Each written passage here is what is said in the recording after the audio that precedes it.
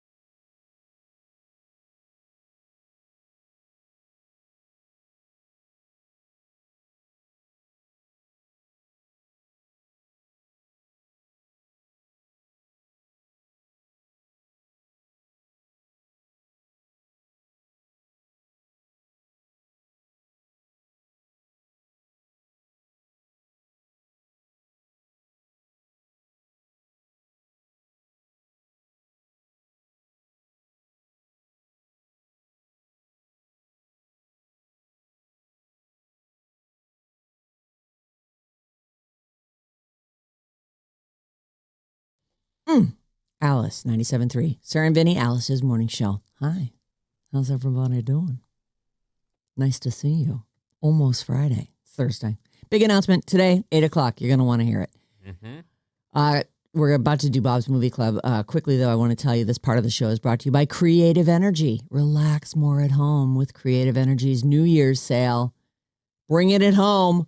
Celebrating 50 years with special anniversary discounts on hot tubs, fireplaces, saunas, swim spas, and 50% off select accessories. For more info, visit creativeenergy.com. You can call us or text us, 800-400-3697. Phone calls work, text work. I'm sure that there will be people who completed their assignment who have something to say today, as we do. Bob's Movie Club. I love movies. Bob's Movie Club. Yeah. We got some movies for you. Bob's Movie Club. Bob's Movie Club. Movies are great. You love movies. I love movies. That was very Movies are smooth, great. by the way. Oh, thanks. Maddie's out. He's at some podcast convention or something. I forget. He don't know. told me like flew 40 away. different I know. times. You know, when we talked about that, yes, I was going to, sometimes we stop the whole show to talk about one thing and it becomes like, let it pass. Yeah. There's a moment where he was talking about how he's going to go talk at this big podcasters thing, and he's a name in the podcast He is, business of sorts. But then he was talking about how he prepped his whole presentation on ChatGPT, and I thought, why? Like, you don't have to go do this. You could just say, I have a job. I'm going to stay at work. Mhm. But he's having that and flying out, and then he's just going to regurgitate whatever. That's his other job. He's a CEO at that company. That's why he's going to that. He's got a lot of jobs. He's got like 5 jobs. I can't keep them all straight. I know. Oh He my did God. that long before he became the CEO of a podcast company, though. He just does these speaking things, doesn't he? He had his own company, so he would go to. In fact, I think he still sort of has his own company, and he was the CEO of that. Well, anyway, Yeah. I'm glad I didn't belabor it because I just, okay, go do whatever you're going to do, Right. dude. Back to Bob's Movie Club. Yes, Right. oh please, May. sorry. Back. Today we're talking about The Social Network. The year is 2003.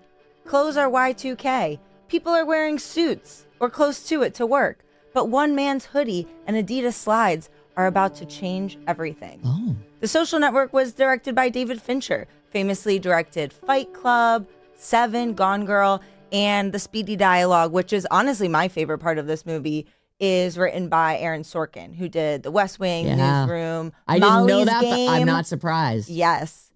This movie has a 96% on Rotten Tomatoes, and it's kind of in the news right now because since, we just finished 2025, a lot of people have been looking at, the 2000s by a specific quarter, like as a whole.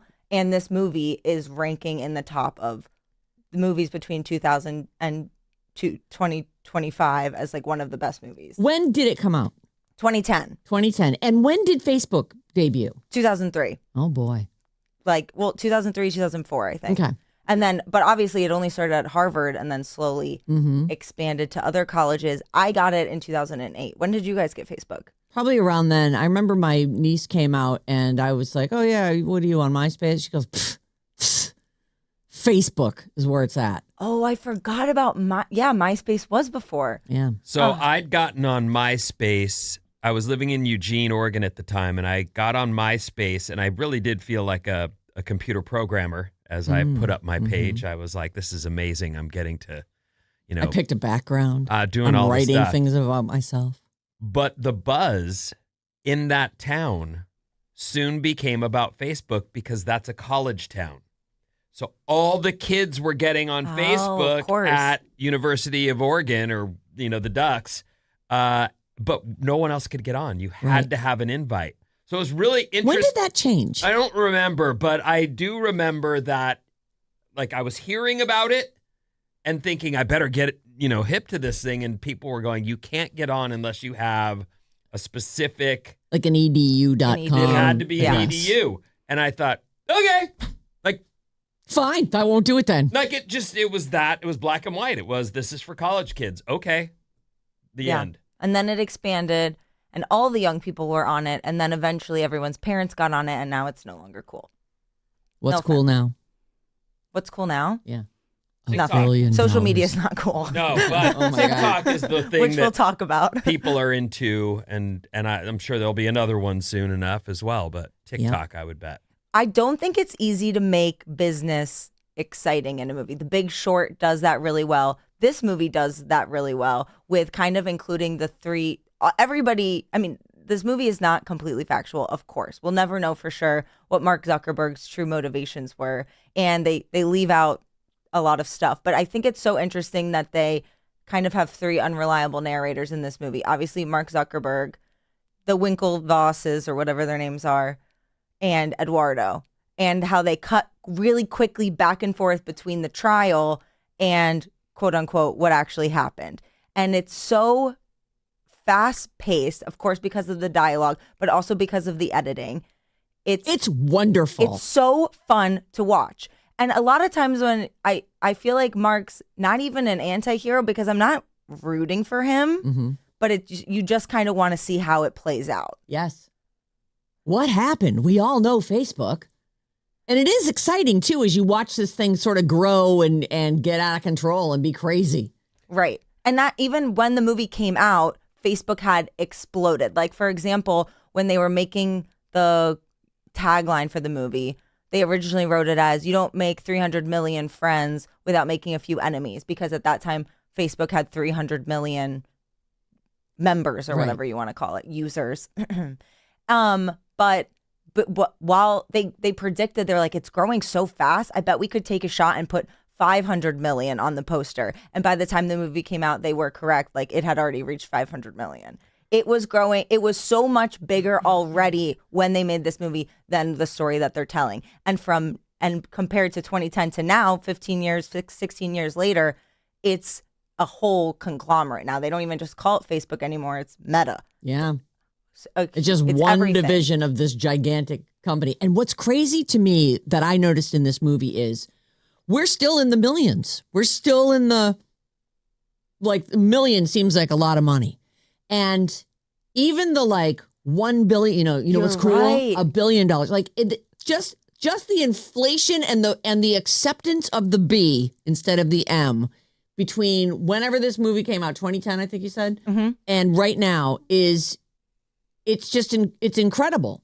Like, and it's just the sums of money, like Eduardo giving him $18,000. It's like so basic. Right. So it just feels like, so he gave him no money. It's basically. amazing that he was able to move out to California for On the summer on $18,000. Right. I'm like, no one could do that. It's kind of funny. One of my favorite parts of the movie, and one that I found myself reciting, which I guess I must have seen it a lot in clips over the years, is when there's two of my favorite parts.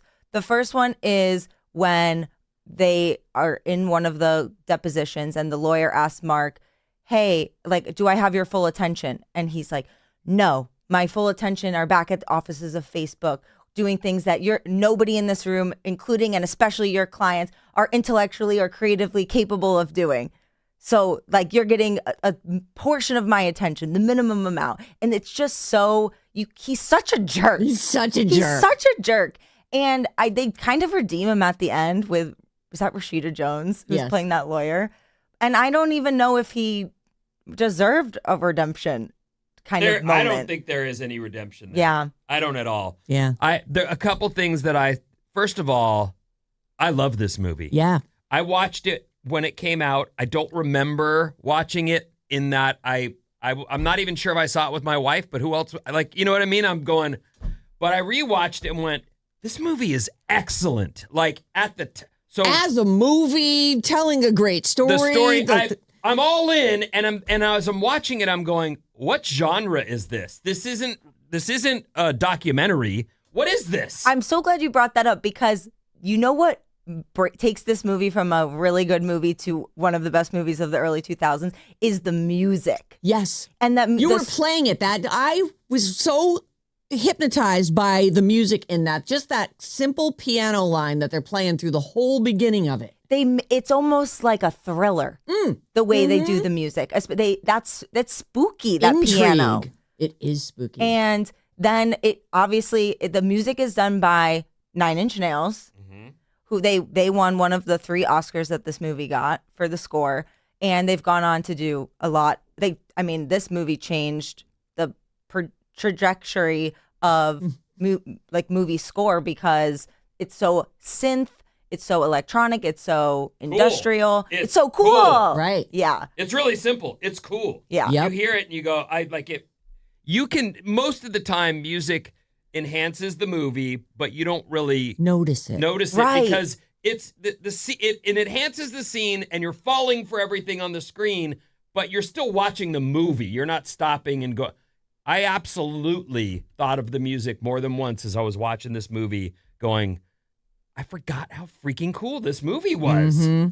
How did it completely forgot how cool that movie is. How is it not on a list? But part of the reason is, and I don't say this, I don't know Zuckerberg, and he's just this character in our lives, right? We don't know him.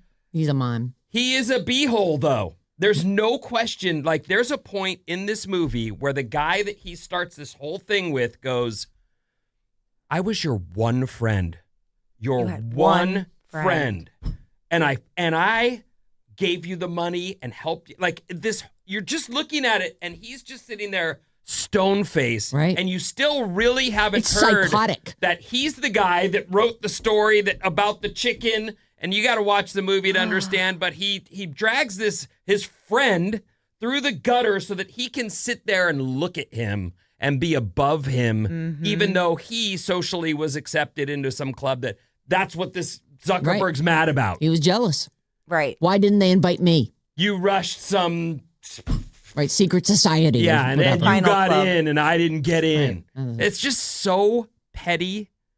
Right, it's childish. And we're and now- yet he's brilliant. Yeah, like it's really shocking as you see. And again, it's not a documentary, so we don't know that that's Right. how that went. Right. But that's how he's painted in this, as just petty and small, and it's ugly. Yeah. And his motivations are based on him wanting to belong. Like, he doesn't feel like he's getting validation socially from girls. He's not getting it from his peers. So it's like, let me build something that nobody can deny. And that's a really interesting motivation when you are playing with, I guess you don't even realize it at the time, but like everybody's lives were deeply impacted by this. And he is coming from a place of loneliness. And even at the end of the movie, when he's still, trying to get a friend request from that girlfriend who dumped him at the beginning of the movie, which is not completely Right, yeah. accurate, but it's like, social media doesn't cure loneliness. There's a lot of great things that come out of it. I've been able to stay in touch with people who I would have lost to time otherwise, but it has also increased loneliness and isolation in a lot of ways. And go ahead. You're listening to Bob's Movie Club, and the movie we're talking about is The Social Network from 2010, which I think it seems unanimous. We all loved it. Finally. I know. Oh, what a win. I was like, oh, I've seen that. And then I watched it and went, I am so freaking glad that I saw that again. Yeah. Like, I had completely forgotten how great that movie is. Just like technically, my attention was kept the whole time. It was great. Go on. What's weird about having chosen this movie is we just recently heard they're going to do a second one. Yes. And I had a dead reaction to that. Like, who cares? I just went, well, yeah. And then I rewatched the movie and now I'm like, yeah, we know a lot of stuff went down. We know so I don't know how they'll get that written. I sure as hell hope they keep, what's that kid's name who played Zuck? Jesse Eisenberg. They gotta have him. He's already saying he's not doing it. Aaron Sorkin, so the writer of the original, is writing the sequel, and he's also directing it. Which he's not a super established director, so we'll see how that goes. Obviously, but I think the second movie is going to have a very different vibe because the story is very different now. I feel like Facebook changed the world in so many ways. Like, really, to look back at just 2010, 15 years ago, when that movie came out, like, it just feels like a whole different, like, the world, these people, like, there's more Zuckerbergs out there. There's all these, people figuring out how to monetize stuff. And like, him taking the whole stance where, there's not gonna be any advertising on this. Rah, rah, rah. I'm like, okay, well, that didn't last forever. Yeah, that's so funny. Eduardo was right? Like, Mark and Sean Parker didn't want to rush making the platform have ads. But Eduardo was completely right. And now Facebook is arguably, I mean, that's all it is a place to sell ads, as with a lot of social media. So it's kind of ironic that he got screwed out of it. But if you think about this, and Zuckerberg is not a cool guy.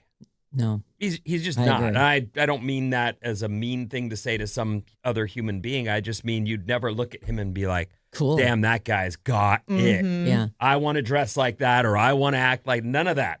I want to be a mime. Zuckerberg. He's just not that guy, but he was smart enough to know this is cool right now because it's exclusive, because everybody can't get in. And as they opened it up, it grew at a rate that you were just talking about. They show this in the movie. They're in the Palo Alto location on a big screen watching them go, what is it, 1 million? Yep. They go 1 million people on Facebook, and they're all, yay, we made. And that probably started to snowball at a speed that no one could even bother to watch. Right. You know, like they probably don't went have the from 1 counter million up. to 2 million because they went, that happened yesterday. Yeah. We're talking about The Social Network from 2010.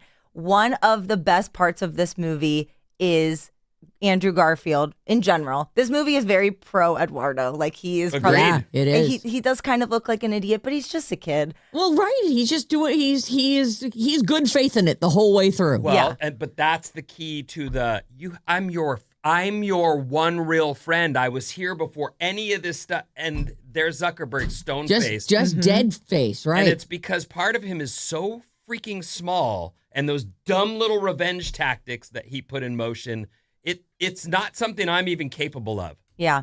And the foreshadowing in this movie, I want to play Eduardo's moment at the end because it's so fun. But I love the foreshadowing that even in 2010, you didn't realize how accurate it was, is that he is trying so hard to be cool, and it doesn't matter how much money you have. To this day, he is not looked at as cool. Like all people do is trash on him, especially the decisions that he's made with the company and the bad impacts that it's had. But it's like no amount of money is going to get you to be belonged, like to feel part of money society. can't buy you cool. No, money can't buy you cool. You just got to be yourself. Okay, I need to play Eduardo's moment because it's just one of the best parts of the movie. All right, here we go. You signed the papers. You set me up. You're gonna blame me because you were the business head of the company and you made a bad business deal with your own company? It's gonna be like I'm not a part of Facebook. It won't be like you're not a part of Facebook. You're not a part of Facebook. My name's on the masthead. You might want to check again. It's because I froze the account? You think we were gonna let you parade around in your ridiculous suits pretending you were running this company? Sorry! My Prada's at the cleaners! Along with my hoodie and my you flip-flops, you pretentious. Security's here. You'll be leaving now? I'm not signing those papers. We will get the signature. Tell me this isn't about me getting... The guy who comes out looking even worse than Zuckerberg is Sean Parker. Oh. Yeah. And I forgot JT was the guy until I saw him in the bed, and I went, oh my God, I forgot. he is so good in this. He's great in this. In 2010, this is before his big comeback album in 2013 with like Mirrors and the 2020 Experience. So he's like, he has this reputation from being in NSYNC, and he's still cool, but he's not really like in the zeitgeist. So it's such an interesting casting choice, and he is so good in it. He plays such a tool, and now I feel like his reputation is not. Oh, he he's very peaked cool with this movie. Yes, and like right in a lot after of That it. ways. little yeah. like 5-year block, he Yep. peaked, and it's been kind of downhill since. Yeah. Yeah. Do you guys think it would be cool to listen to Mark Zuckerberg's actual reaction to the Yes. movie? Oh my God, I would love to hear it. Okay. So this is from 2010. This is from last year. Oh. He had something to say last year about it. Yeah. All right. Let me make sure I'm in the right spot. Yeah, yes. That would be great. It's- You know, it was. It would help if I had the volume up. Okay. Here we go. To Facebook. Sorry. it's okay. I do want to hear I this. guess maybe because they have. Yeah, You know put what? it back Never to the mind. beginning. No, Never no. mind. What does I'm he not in the say? right Just spot. tell me but what I he can tell you says. what he says. So he decides to take the whole company to see the movie when it comes out. He's like, everybody's going to see it. Everyone's going to be talking about it. So I might as well get out in front of it. And he says they get all of the small details right, like down to his exact hoodie, his exact T-shirts. But he says that the overall narrative of like, I started Facebook because I wanted to get girls is not accurate at all. And I'm like, that's kind of adds to the movie because that's personally not my read of what they're saying. That it's not that That was his takeaway. Yeah, that's his takeaway. It's like, oh, it's not because I wanted to get girls. Like I was already dating Priscilla, his now wife still. So I think that's funny because personally I think it's not just about girls. It's about like that you feel like you couldn't belong. Right. And he's honestly, like, it was about who he was as a human being. Like no other person could have dreamed this thing up and screwed over all the people that they did without sort of this broken bird inside them, you know? Absolutely. And he says that. But he narrowed it down to, I could get girls. Yeah, and cool. He's like, I don't understand the connection between Face Mash, the thing he's making in the beginning when he's rating the girls, the quote unquote prank, and Facebook. And he's like, there's not really a connection between those two. Like one was a prank, one was a really big, ambitious project. And it's funny that people just conflate them because they both have face in the name. It's like, dude, the reason that you got the idea, it's all was a chain reaction. Right. And even though the movie's not 100% accurate, we're talking about The Social Network, by the way, Mark Zuckerberg's villain origin story. But it's not just that, it's all a chain reaction because he does that prank and then it gets the attention of the Winklevosses who give him the idea and then he starts Facebook. So it's funny to me that he didn't see any of the truth in it, which I guess is his prerogative. Yes. He gets to see whatever he wants and he'll pay you to go away. It was neat along the way. There were little moments where he gets an idea and you see it where he goes, you need to put your relationship status on here because everyone wants to meet someone and this is the way that they're going to be doing that. And there's these little like moments where really neat. He runs off and everyone's like, what? And because he's realizes I've got to add this to this before we go live. And you just go, wow, it was snowballing in real time for him at that time, as opposed to this one finished idea. Yeah. Like I think that's neat for anything, whether it's songwriting, whatever, where someone goes, I had a germ of an idea. And then someone's, put a strike of lightning on it and twanged on a string. And I went, oh, that's it. We're in G sharp or whatever. You know what I mean? Sure, like whatever. Just whatever. That thing where that thing made the whole thing sing. 415 says, if you look around, this is what makes the movie so great. This is exactly why the world has been taken over by a handful of billionaires. They're all trying to be accepted into the cool kids club. They can't buy that and they'll never stop chasing it. Eduardo nailed it. I love that. Let's do our ratings. We're actually getting. Let's do it. Go ahead. You want to start? Oh. You don't have to. I think this is a 5-star movie because it also makes you think, and it's even ahead of its time in some of the points it makes about social media and belonging. So 5 stars for me. Vin? I also am 5 stars, but I still am tripping that I cannot genre this movie. I don't know how to. I know that not everything gets in a box, and maybe that's why it's so good. It's not a heist. It's just, not. I'm watching certainly it, not and a I'm comedy. like, I love this. But if someone said, "Well, so is it a mystery?" No. Right. Is it a? No. It's kind of an origin story, and that's the only thing that really sort of fits. With I give it 5 stars, though. I think this movie is excellent. I really, upon rewatching it, was like, I am so glad I saw this again. Because I don't remember loving it this much, but it is great. Sarah, Social Network? I am also a 5-star on Social Network. And I am also really grateful that I watched this again.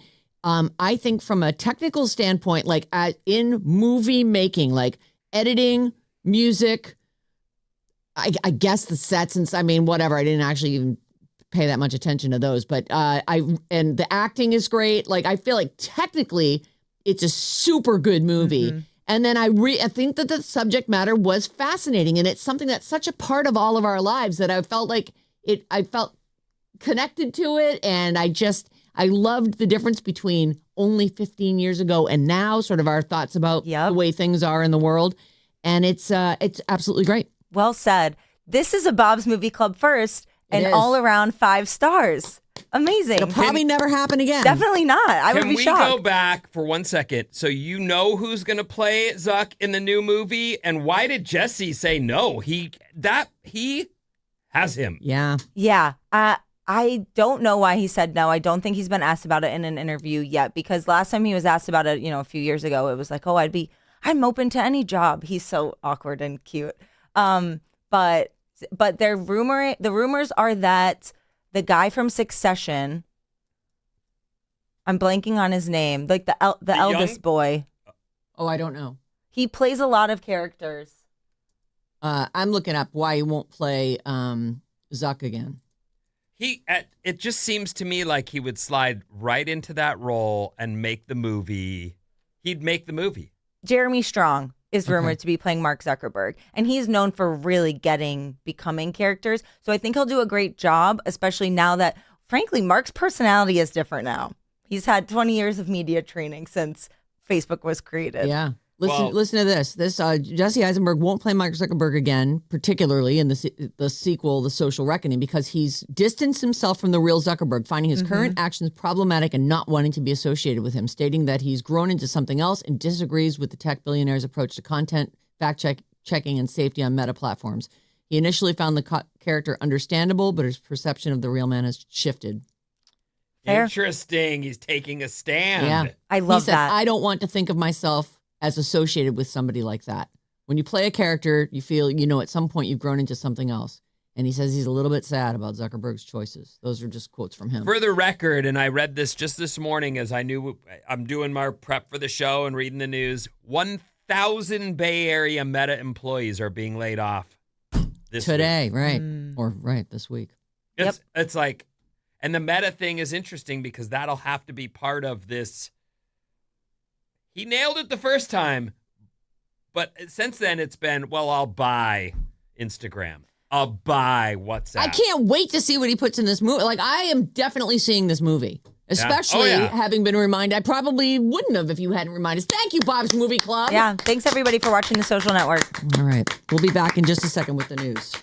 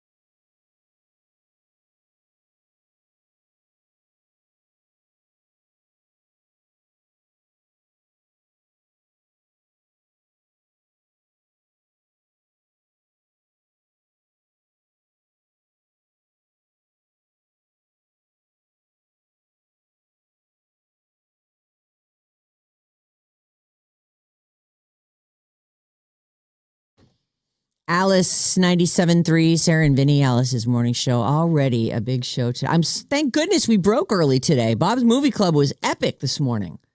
So I assume that you'll separate that out into a video clip. She seems like, Absolutely. okay. She's not. She's going crazy in there. I don't know. Well, what's Maddie's happening. gone and she's doing Stepping all the up. stuff. I like it.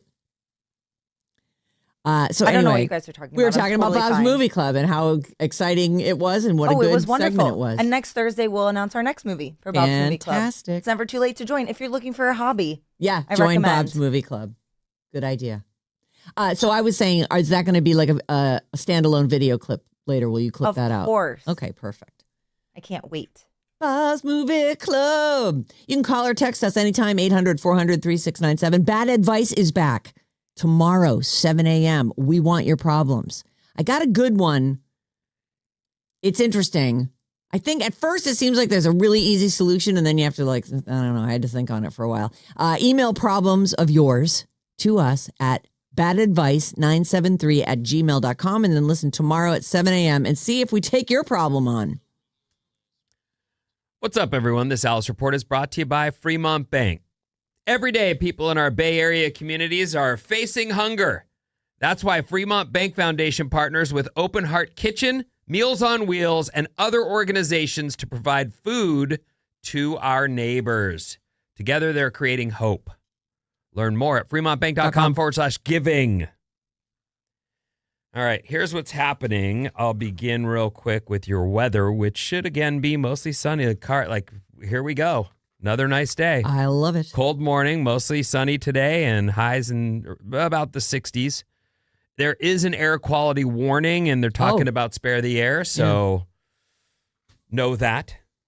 Don't burn stuff. Right. And if you have, any kind of lung issue, you may not want to run today or run inside. There's that. Here's what's happening. All right. This story is true, I bet. Even though when I looked at it, I went, oh, God. What is it? Oh, God. Oh, no. A new poll found the average American's number one area of expertise. So think about that.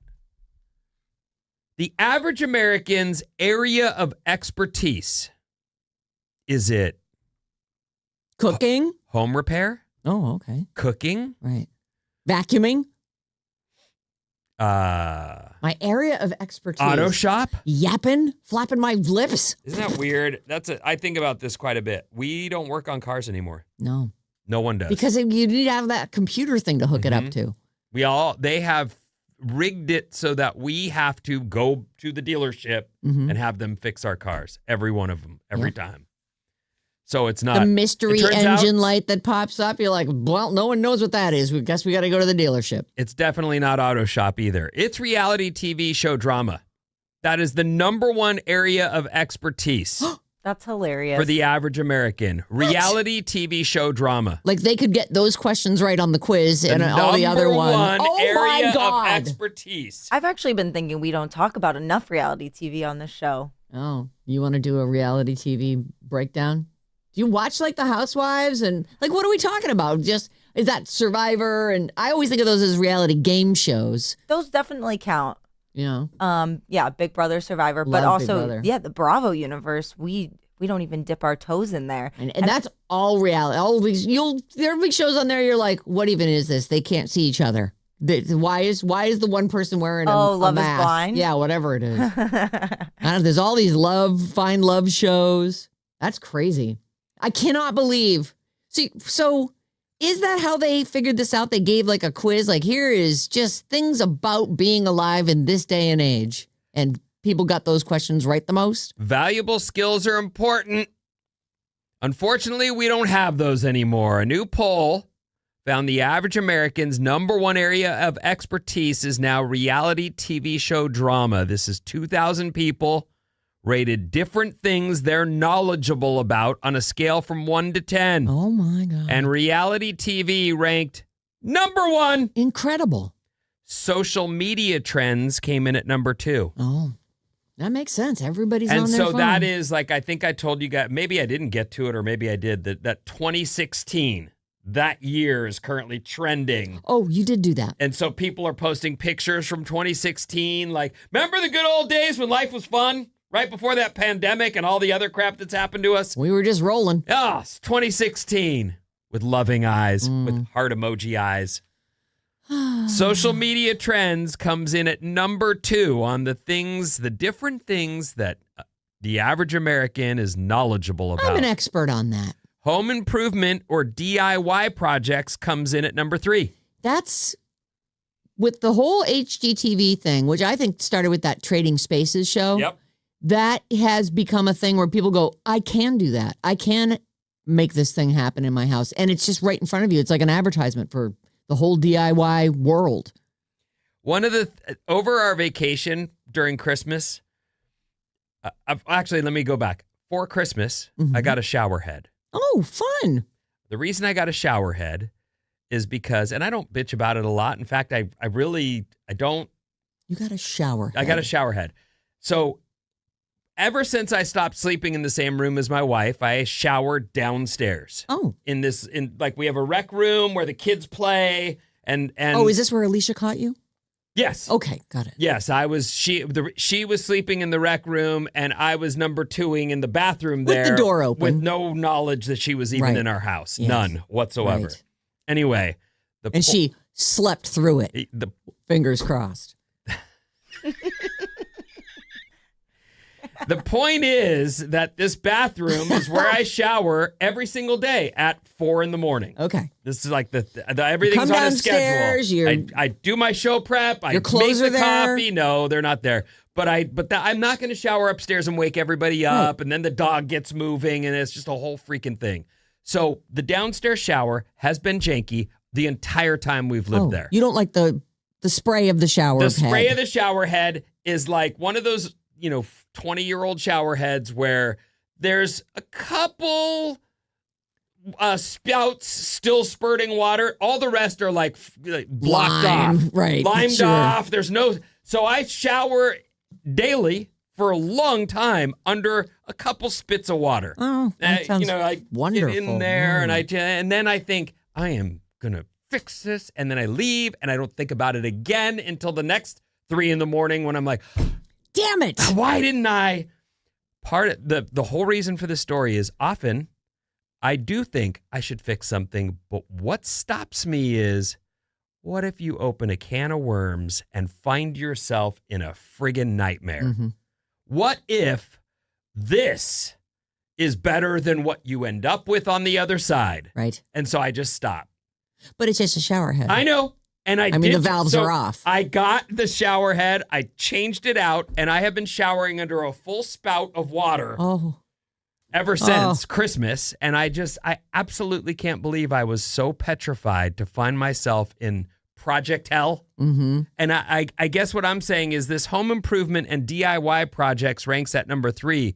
I'm surprised more people haven't had enough projects go badly that they don't go, F that. They go, I no, don't want to. I don't have an I'm expertise hiring in that. people and I'm getting them to do it. And if I can't afford it, I will live like this rather than find myself with a flooded. Right. I don't want to open Pandora's box on all the things that can go wrong in my house. It comes in at number 3. So I guess most of you Are pretty handy. are pretty handy think in you getting are. it done. Trending music comes in. These are the average American's top area of expertise. Trending music ranks lower than home improvement skills. That's actually surprising to me. Reality TV show drama number 1. Social media trends number 2. Home improvement or DIY projects number 3. Trending music. And this is based on people's self answers. They've said, I know a lot. I'll give myself a 10 in reality They TV. rated different things they're knowledgeable about on a scale of 1 to 10. And trending music came in at 4. Interest rates came in at 5. Interest rates become this thing that most of us in general don't even think about. You're not paying attention to it. But if you want to buy a home, it becomes one of the important factors in what you're up to. Because it's what you're going to pay And when the you pay rates back go, the rate. because we've watched the rates go from an all-time, or not even an all-time high, but from pretty high, and as they went down, and I think it was during the pandemic, we were down to below 3% interest rate. And I'll bet, myself included, most of us went, I don't want to, but we got to refinance. Like, how can you not take advantage of this rate? How can you not save several $100s a month? Put everything together, do all the legwork, and I did. And I got the rate that's there, and we're locked in at it, and now we can never move or do anything. Because how can you say goodbye to 3%? Right. Trending music beats interest rates, but interest rates beats a lot.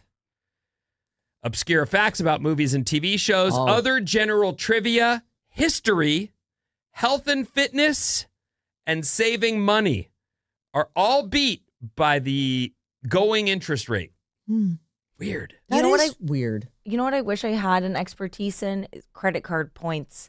I have friends who know exactly, they have 4 different credit cards. They know exactly what credit card to use for what types of purchase. They're constantly flying for free. I'm not even airline loyal. I waste so much money because I do not have the energy to figure out how it works. Yeah, I don't do it to the. I would rank myself low on an expertise in that because there are people who are getting rewards from cards. They'll even change. They'll add a card, whatever they have to do in order to get whatever this thing is. Like, people go for cash back or they go for these points that you can spend places. The miles, that's the one thing we have. We have we put literally everything on that credit card every month.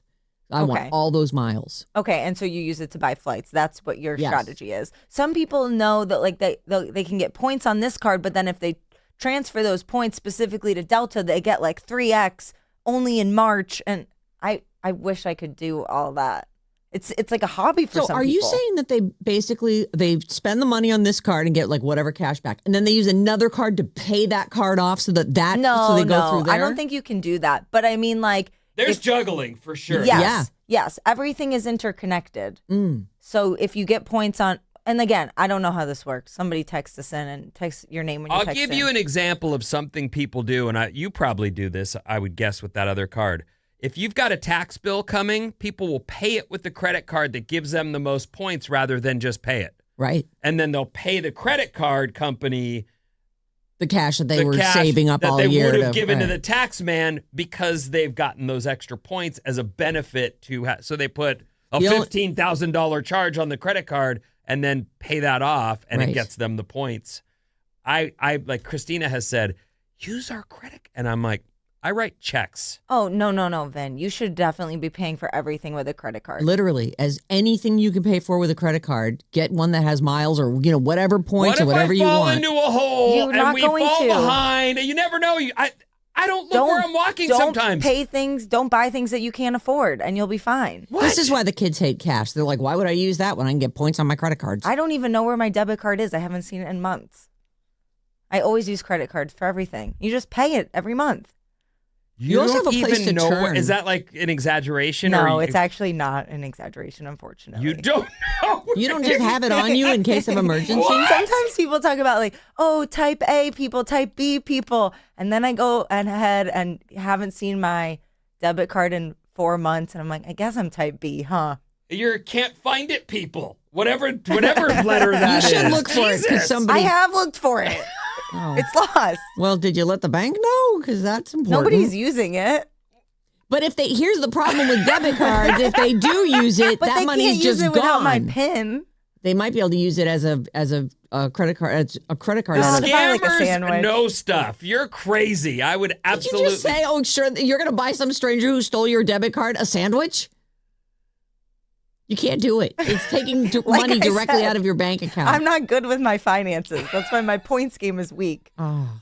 But at least it's not as bad. Vinny's losing thousands of dollars if he's not using his credit card. I understand, and we've had that conversation multiple times at my house. I understand. But I also do understand you want to be responsible. I'm just trying to take care of business the way I know how to do things. Yeah. And you also pay a fee when you pay your taxes with your credit card. They'll tack on like 2%. I just want to, I pay early sometimes, and she'll be like, "Are you crazy?" And I'm like, look, I'm trying to use the money we have coming in to take care of the things without tapping into our It's a whole thing, but Yeah. it's like, leave me alone. Only people over 80 still write checks. My dad is insisting on writing checks still. He's over 80? Yeah, he's just turned 80 in September. Happy birthday. Happy birthday. Happy birthday, Mr. Bob. Bob's dad. Bob's dad, sorry. Anyway, I don't know if you have texts. Do you? Yeah, I got 800 400 3697 is our text number. You can write us, and Bob is on the show. We did Bob's movie club earlier this morning, got some texts about that. Loved the discussion on the social network today. It makes me realize how happy I am that Sarah and Vinnie and Bob and Maddie found each other. Such a great addition to the show. Oh. You talked about how we're not supposed to be burning things. Is it dry It's air? a spare the air day, and there's an index they have, and the number sort of lets you know if we're crossing into unhealthy air quality. Right. So they don't want you adding to it with Right. like wood particulate. Mm-hmm. This listener says that the next storms aren't expected to be until like the second, third week of February. We're So clear for a bit. Valentine's Day will be soggy, they say. Oh. Oh. All right. 415 says, I work for a company that sells specialty cars here, and I'll tell you that there's a huge community that still loves to take care of their own cars, especially Gen Z from the 415. Oh. It's definitely Specialty. a hobby now, more so than a necessity. Well, it goes hand in hand with the hobby of a classic car. They find something that doesn't need to be hooked up to a computer. Near my house, there is a company called Canepa or Canepa. I'm not sure how you say it. They specialize in old and rare rebuilt cars. And they have a museum where you walk through and there's all You've these mentioned cars. these. It's amazing to walk through. But they do business where they will get a car for someone and have it shipped to the location. And you buy this basically redone old car. And my neighbor just did this. Oh. But it's what not, did he get? He got a Mustang, but he got it done. Mm. It's done. So he'll work on it, I would guess. And he showed me that what you have to do to keep the paint, all shiny and stuff. Mm. But he's like, my dad bought a beater, took it down to the frame, and started with just the metal frame, powder coated it, and built it back up from there. Mm. Every little piece. I'm not saying, he's crazy or was crazy. Like, that's a lot of work, but that was his passion. That's his hobby. That was his thing. And he was a mechanic. Oh, yeah, and he loved it. But no one does that. Even that's my point. My neighbor, he got an old car. That was completely redone. And if anything goes wrong with it, he'll bring it back and they'll fix it for him. Right. And we were also talking about home improvement as one of the top areas of expertise. And the listener says that it's because of YouTube that you can learn how to do anything in That your is house true. on YouTube, and it gives people a lot of confidence to DIY. I agree with that. And I actually had no problem changing the water spout or shower head. It was no problem. There was not an issue. And I knew I could, but I just have that in the back of my mind. I'm going to screw this If you up. touch something and something's broken, what is it? You broke it, you bought it. Like, oh, I don't want to. It worked out though. Good. Excellent. I'm really glad to hear it. Yeah. Because there's nothing like a great shower. I got plumbing tape and put it in there. I was going to ask. Oh, and then I thought, screwed it on, and then I turned on the water, and not a leak. Mm. Mm. What's coming up in the trash, Sarah? Matthew McConaughey's been granted some trademarks. And don't forget, at 8 o'clock, we have a big announcement coming your way.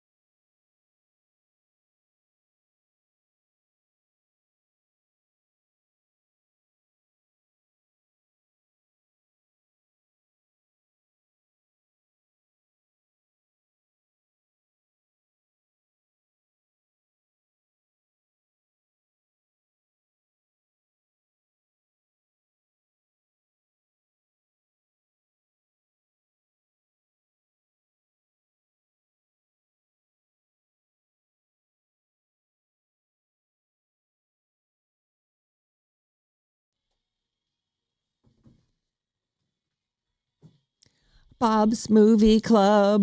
I'm going to keep on watching movies. Bob's Movie Club. Alice, 97.3. Sarah and Vinnie, Alice's morning show. It's Thursday. Jambar bringing us this portion of the program. Jambar Organic Energy Bars. If you're cutting down on processed foods, but you still want and you crave tasty snacks, you're going to love Jambars. Available at stores including Whole Foods, Safeway, Nugget, and Good Earth Markets. Jambar. Listen to me not knowing stuff. What is My it? friend texted me. Steve says, my son and all his friends do all their own car repairs. What? My garage is a tool nightmare. In fact, he goes to college specifically in Cupertino at De Anza because they have an amazing automotive program. Oh, does he have one of those diagnostic machines? I don't have all the info, but I just was kind of shocked. Like, I took auto shop in high school. Cars were very different back then. And you could learn about, and the guy would go, you need to warm your car up. You shouldn't, if you drove here and only drove for 5 minutes, you're ruining your car. And I'd be like, well, okay, but it's only a 5-minute drive. I'm 16 and I have a car. I'm not walking or skateboarding ever again. I have a car. I don't care. I'm free, man. Right? Yeah. That's how we felt. Didn't matter. Yep. Got to get on that road.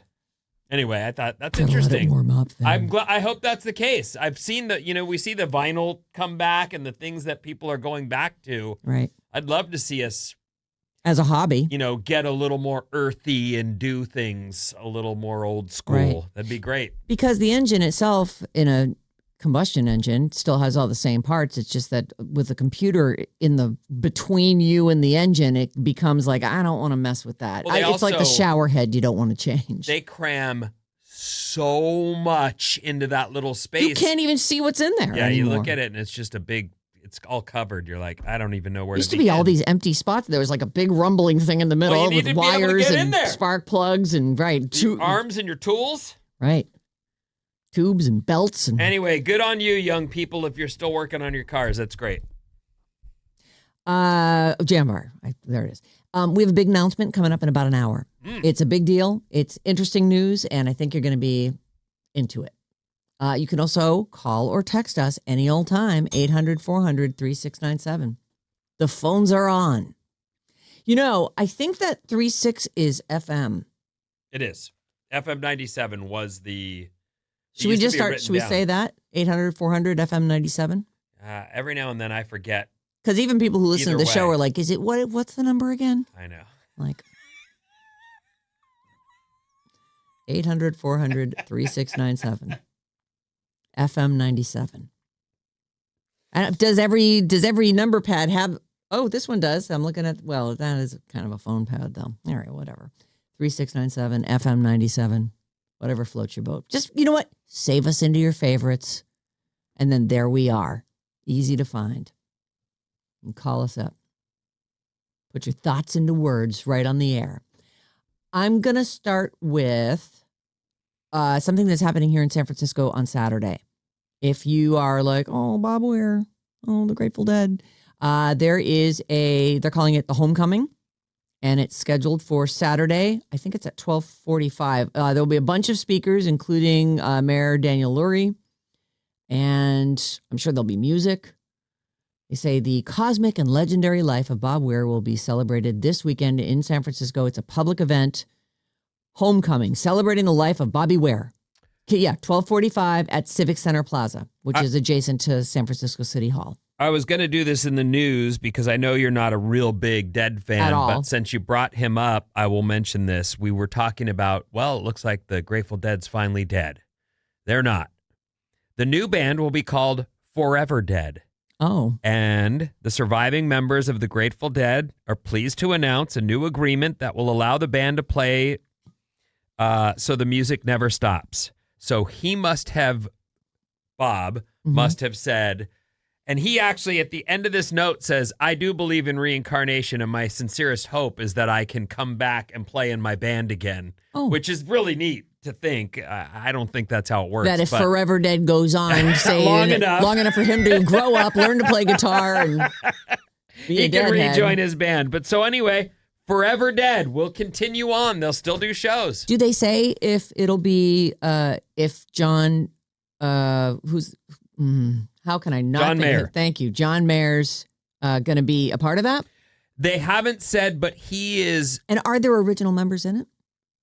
I don't know. Right now, what they're saying is the surviving members of Grateful Dead have agreed to continue, and they will continue in perpetuity. As members retire, they will be replaced by a consensus with those who've earned the rights and privilege to be in a band beyond description. So they'll continue to recruit people in who they believe will fit and be good and alive, because it's all about the live shows.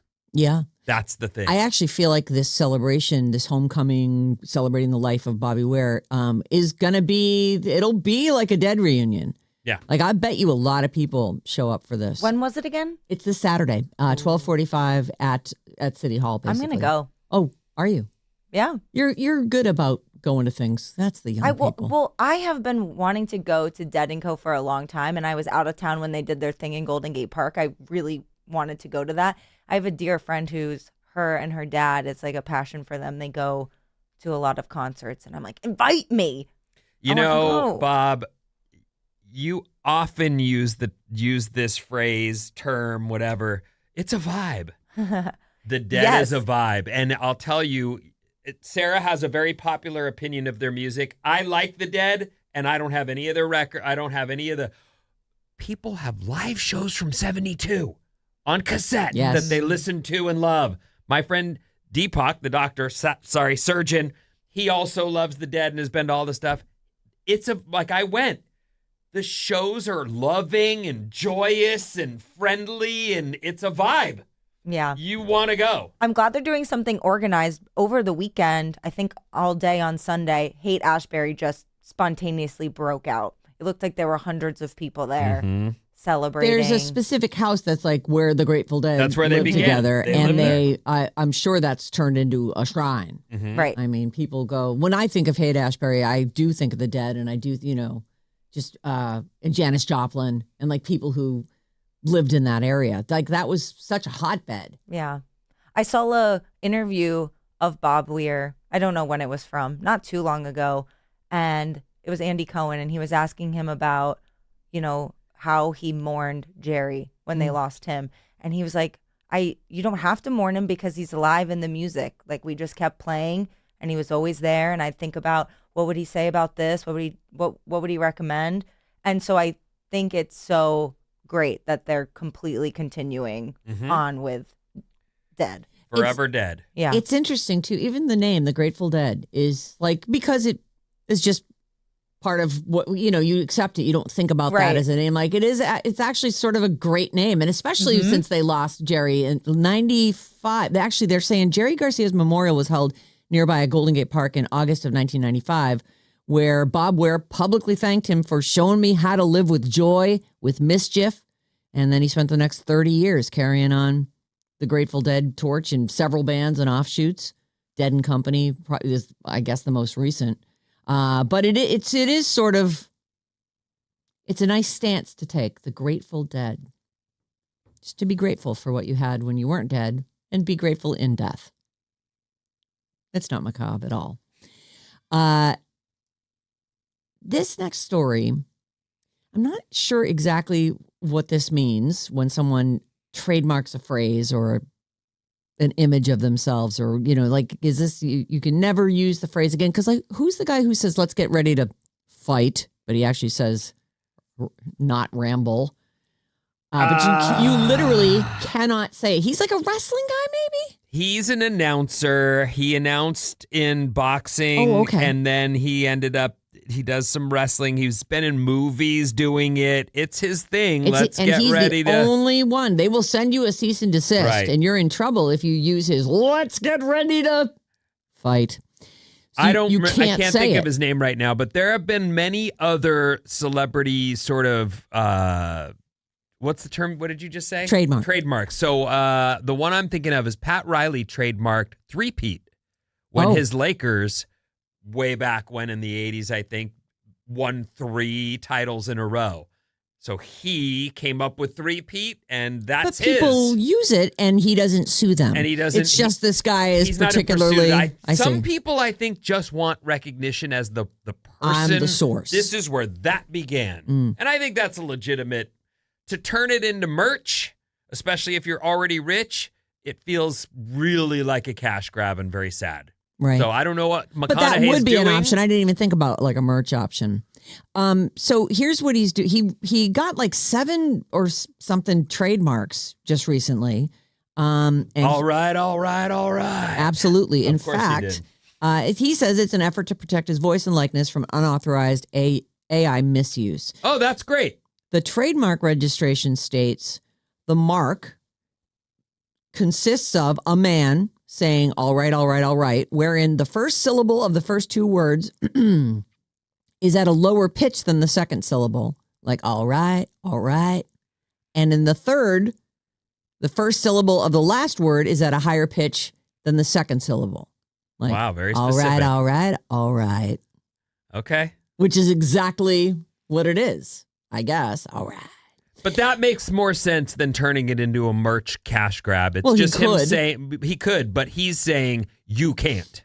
And that makes more sense to me. You can't get merch with my name and my likeness or my You can't even phrases. use AI to Right. replicate the Okay. way I say, all right. Good for him. McConaughey's lawyers applied back in December of 2023 to trademark it, and it was just approved.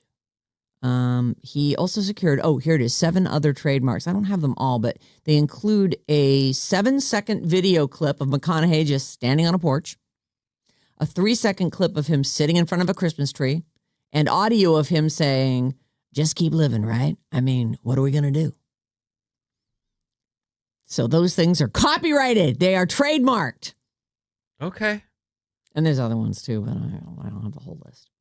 But I don't know if that means we can't say all right anymore. If he says it's just an effort to protect his voice and likeness from unauthorized AI misuse. And AI, on Sunday, I think, as we were watching football, there was an ad for, I think, Google. Is it Gemini? Is that there? Yes. Usually on every webpage I have open here.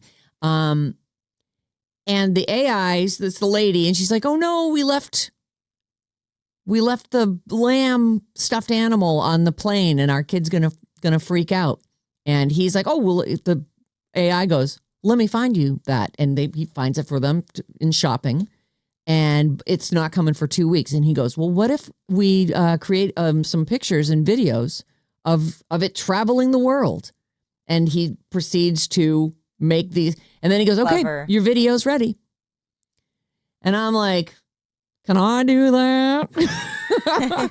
Like, is that where all of these like crazy mocked up things that I'm seeing everywhere are coming from? Like it was incredible. There's the little lamb by the Eiffel Tower with the beanie on and the black and white striped shirt and just in all these various situations. And I was like, this is just an ad on television. And I'm like, I didn't know that was You know what's weird so about this accessible story? to normal people. I watch TV and the ads all the time, and you just name-checked a commercial I haven't seen. Like, I see it all. Whenever I watch sports, that's the one thing I'm I watching. wonder if it didn't grab your attention because it doesn't, all it's showing is photos of what happened. There it is on the plane. There it is in Paris. There it is, in the middle of the desert. Those are the dumb ads that make me cry. Like, I hate to say it because it's humiliating and embarrassing. Something happened when I, sprung children from my womb, and now all of a sudden I'm sensitive. It broke your tear ducts. All the time. Every time. All the time. It's not a tearjerker. It's more of a like, oh my God, I can do that just on my computer. No, that's what I'm saying, though. Is I'm pathetic, and I probably would have cried by that. But either way, yes, it's super useful if you know how to use it. Right. Those ads are telling you. You don't need to know how to use it. You just ask for it. Yep. You just ask Be for creative, and it'll help you. So now I could say, hey, you, ChatGPT or whoever, make me a video where I'm saying where it's Matthew McConaughey's voice saying, all right, all right, all right. And, and I'm playing naked bongos. And maybe AI would have to say, that is not a piece that I can use. Maybe that's the whole point of this. And makes sense. It does make sense. But that's sort of where the world is going. There's even a story about like all these major labels have now signed up with these record labels. Have signed on to, partner up with these AI music companies. Like they are cutting the middleman, the actual artist, out of the deal. It's pretty crazy. I'll do that story later. Mason's going to visit us today, our midday girl. Mm-hmm. We haven't gotten to spend a lot of time with her, so she's going to come and hang in the 9 o'clock hour. And I've got that story. Maybe I'll do it there. Okay. That'd be fun. See what she's huge on TikTok, so I wonder if she's got thoughts on that. Everybody's using AI to create these things that are going viral on TikTok. Helen Mirren is beautiful. And she is elderly. But I didn't know that she's been an actress since she was young and has a gigantic body of work. I didn't know that. Did you?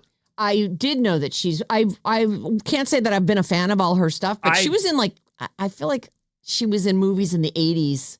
Way back. Yeah. Helen Mirren age. She's 80. And she still looks absolutely amazing. Now, I'm sure that over time, you know what? Does she say she hasn't? Here it is. AI overview. Helen Mirren has denied having major cosmetic surgery, but has admitted to minor procedures like eyebrow tattooing. It's microblading basically, and potentially subtle non-surgical enhancements. That's got to be Botox and stuff like that. That's her young in black and white photos, and she's gorgeous. But I could see her coming up today, and she might be like, I better get my nose done. She was told, get your nose done. Oh, she was? And she said, I'm not looking to be a pretty actress. I want to be an actress. So here's the story. She was told by a director, you will not have a career unless you get a nose job. You won't have one. Good for her to just Wow. be double birds. She was. And I wonder if, look, when she was young, if she's 80 now, 60 years ago. So, maybe she's getting into movies. It's the 60s, it's the 70s. And she's trying to get roles. And she said, I don't want to be a pretty actress. I want to do this. She's done quite a few nude things too. She's very well built. What would you say Helen Mirren's most well known for? Like, what do you think of when you think of her? Because I've heard the name, but I couldn't picture her. I had to look her up. That is actually a hard question. The thing I saw her in most recently, and I didn't even see it, isn't she in The Expendables? Isn't she, or one of those? I've never seen it. It's a group of, I don't know if they're spies or agents of some kind, but that's she's one of those people that, I don't know. I think she was like in Excalibur. Let me look. Well, whatever. She was in Red, which was a is that star-studded movie. That must be but it. Going way back, I'll have to look because I didn't know her. Do you recognize any of the names of the movies at all? I don't think I've seen any of these movies except National Treasure. I think she plays Nick Cage's mom. In 72, she played in something called Savage Messiah. She is British, right? Mm-hmm. So maybe she has a long and storied career that if you were English, you'd be like, oh my God, she's been in this and this and this and this. And Elizabeth I in 2005. Oh, you know what? I definitely saw her in that. I would guess you did. Yeah. That's right up your alley. Mm. Is that in the movie Elizabeth? She's like young and then she's older? It just says she was in the movie Elizabeth I. She, I remember it might have been 10 years ago when she was 70. She was on vacation and wearing a bikini and kind of hanging out on a beach. And, people took some pictures of her. And I was like, oh my effing God, that isn't, look at that. That's incredible. She's stunning. Still and 80 years old. Yeah. She was in the movie White Nights in 1985 with Gregory Hines and Mikhail Baryshnikov. Oh, I remember that movie. I saw it too. Yeah. I don't remember her in it necessarily. But I had to take some lady. Girl dragged you to it. Yeah. Anyway. Let's go see the dancing movie. Okay. Sounds great. Whatever you say. Anyway, she's definitely been around a long time and was a stunning young lady and continues to be very pretty in her 80s. She doesn't seem to be necessarily against plastic surgery, but she is saying that she wouldn't advise it for anyone under a certain age. If it makes someone feel better, then why not? Life's too short to be miserable about elements of your face. I think it would be a terrible mistake to get plastic surgery when you're in your 20s. Your face changes. I don't like to criticize or attack people for doing what makes them happy, but to try to look like a fake picture of yourself would be terrible. And then she gives some really good advice. And it's advice I got early in my life. And I've always done, like, as you know, I'm a DIY enthusiast. And lighting in your bathroom is critical. If you have can lights in the ceiling of your bathroom, you don't look good in your mirror. You need lights coming at you from either side of the mirror, right? If like a Hollywood makeup table. That's what you want. All the shadows go away and you look great. And then it doesn't matter what you look like the rest of the day because last thing you saw was you. And she basically says this exact thing. She says, if you're ever tempted to go under the knife, Helen Mirren says, get really good lighting in your bathroom instead. So that whenever you look in the mirror, you are lit beautifully. You look great because from that point on, it really doesn't matter. You've just seen that last image of yourself and you think, oh, I look fabulous. And the rude awakening, though, and the thing that this thing can ruin everything. You look in the mirror, you see oh, my makeup is just lovely. Everything's fine. And then you go into the bathroom at like your work or at the nightclub you're at where you're thinking you look all hot and sexy. And then you see what you really look like and you go, oh no. Oh, I thought I was so cute. And it turns out I'm not. Yeah, I think that's that the worst. For It is the many worst. of I'm us, so cute. Ah, who's that? For me, it's when you take a picture and I'm like, oh, that's what I was man, just gonna say. For is me, that what I look like? the truth is, for many young people like of my era, I was super handsome and made a play for any chick because I didn't know what I looked like. And then I started seeing pictures as we got older and cameras became a part of everyday life. And you start going, what's with my neck? Where is my eyes closed when I smile? Like it's all this stuff where you go, I didn't know I looked like that. And now we take 50 pictures of ourselves every day. Daily. Right. So And you don't have to wait for them to get developed, kids. it's done great. But the camera phone has done great business for surgeons. Yeah, I'll bet it has. And you sit and compare yourself to everyone else on there.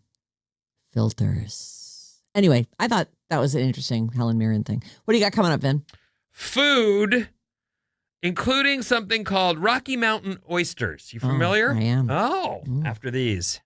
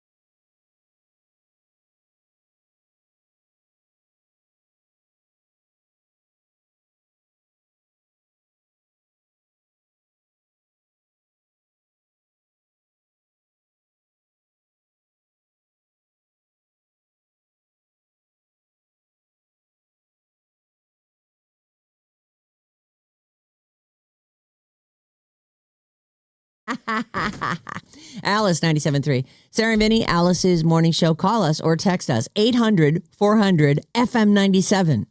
That's 3697.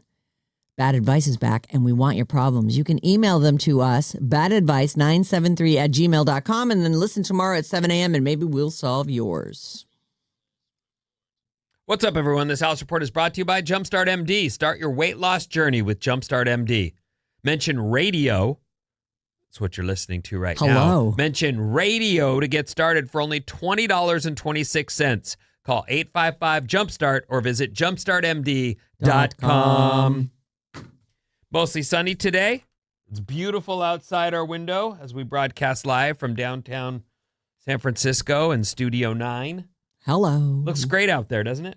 It does. It's beautiful. Blue skies, Yeah. sunshine. It's been so lovely. Yep. Little wind, but that's been... Oh, and also it's a spare the air day, so the air quality is not the best. Right. Consider a run inside. And don't burn any wood. Right.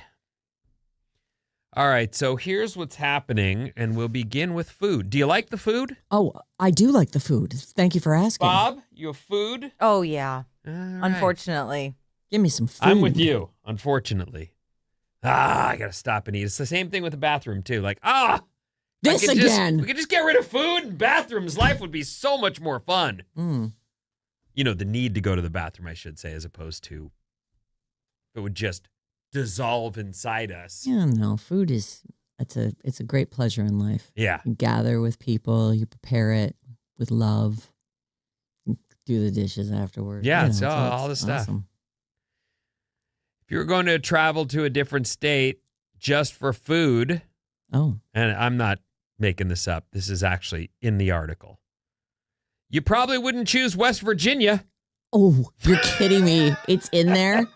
That's because they eat the roadkill. Yeah. Ugh. They actually have the roadkill cookbook. Oh. I know. Ugh. According, We had that deer bologna. It's not, I'm not into it. I wouldn't go anywhere near that. No thanks. According to a new survey of 5,000 Americans, the state with the best food is... California. It is California. You are in the state with the best food. I completely concur. One thing that I always took for granted as a youngster, and I traveled to New York 3 times a year because we had family there. So that's where my mom and dad's parents lived, my grandparents, and we were there A couple times a year. 2 or 3 times a year. The thing that I took for granted was that we have the best fruit, the best vegetables, by far, over any place you could possibly go. Yep. And I never even thought or knew about it and didn't care. And Pizza's pretty great, though. I went to New York and I would go out, I'll have pizza and Carvel and I'll be in heaven. The end. Right. And then some other little things that I would get. Sure. Cold cuts. They The subs there, the yes. delis, the Yep. things that you can get there are pretty good. But and New York, by the way, is the runner-up, followed by Texas, Louisiana, and Florida. Florida? Florida. What do they say Florida is? Is it just Orange juice? I don't guess know. seafood, maybe? I don't know. I always think of Florida as being a lot of chain restaurants. More You so know- than here? Yes. Yeah. Really? Well, I mean, I've only ever lived in Orlando and Daytona, but even like my mom and dad's, there's a few restaurants there. But yeah, I don't know. I really don't think of like great food when I think about Florida. I think about my parents. The how states great they with the are. states with the most unimpressive cuisine include Delaware, Oh. Indiana, Montana, Nebraska. Nebraska, as it makes the list for the most unimpressive cuisine. I have a friend who's from there. Is it from? She's not from there, but she told me about something called a Rocky Mountain oyster and something called the Test Fest. It's It the bull is- testicles, right? And turkey testes. Oh my God, turkey testes too. And they... But that's why. Do you think that you would get testosterone from those? Like, do you think that dudes would eat those and be like, I'll just get an extra jolt of testosterone? It wouldn't have occurred to me at all. I wouldn't. I just think people are gross and low that you put any dumb thing in their mouth. Because it's like especially if it's going to make other people go, oh my God, Right. dude, what are you, crazy? It's like, what? It doesn't bother me. I'm sitting here I'm smiling. so manly. Oh, I love it. Right. What, you don't want to try it? Obviously not. I just passed out. Right. And threw up. For those, I looked it up again to just make sure. For those interested in the Test Fest. Is that what it is? It's all about it's turkey testicles and deep fried bull testes or Rocky Mountain oysters. And there's live music and games and stuff, but it is also... One of the things you can get there are these, they're leather purses made from the skin of that, from the bull. Scrot? The scrot. Yeah. The scrot. Yeah, it's, Must we? Well, I was trying to find a way to pronounce it with some flair, but no, it's the disgusting. package that the eggs come in. And it's already like a little baggie. So they just would add like a, I don't know, drawstring at the top, I guess. Maybe that's what they used for coin purses when, in the olden days. I don't know, but it is a regular event, yearly event in Nebraska with live music, games, contests, merchandise. It's nice that they found something to do with those. You know that they don't keep that many bulls. There's bulls used for breeding and knocking up the female cows who then have the babies. If the baby is a female, she gets to live and continue to give milk. And if it's a boy, they make it into a steer. I think they take that away and it keeps them from being more aggressive, I guess. Why do you know so much about this? Because I grew up around cows. Oh. Well, anyway, so Nebraska's on the list for the Omaha. least enjoyable cuisine. Yeah. New Hampshire, North and South Dakota, Utah, Vermont, West Virginia, and Wyoming all have the least impressive cuisine. California, New York are 1 and 2 on the list of the best food. I think there's a lot to be said for what you grow up with. Like Chinese food is really different in Massachusetts, even though you come out and have real Chinese food, and it's just like, no, I'll take the stuff that I grew up with. Like, it's like your mom's sauce. You want the sauce your mom makes. Or a that's bad pizza in St. Yes, Louis. terrible pizza in St. Louis. But they we love it. Emos. Right.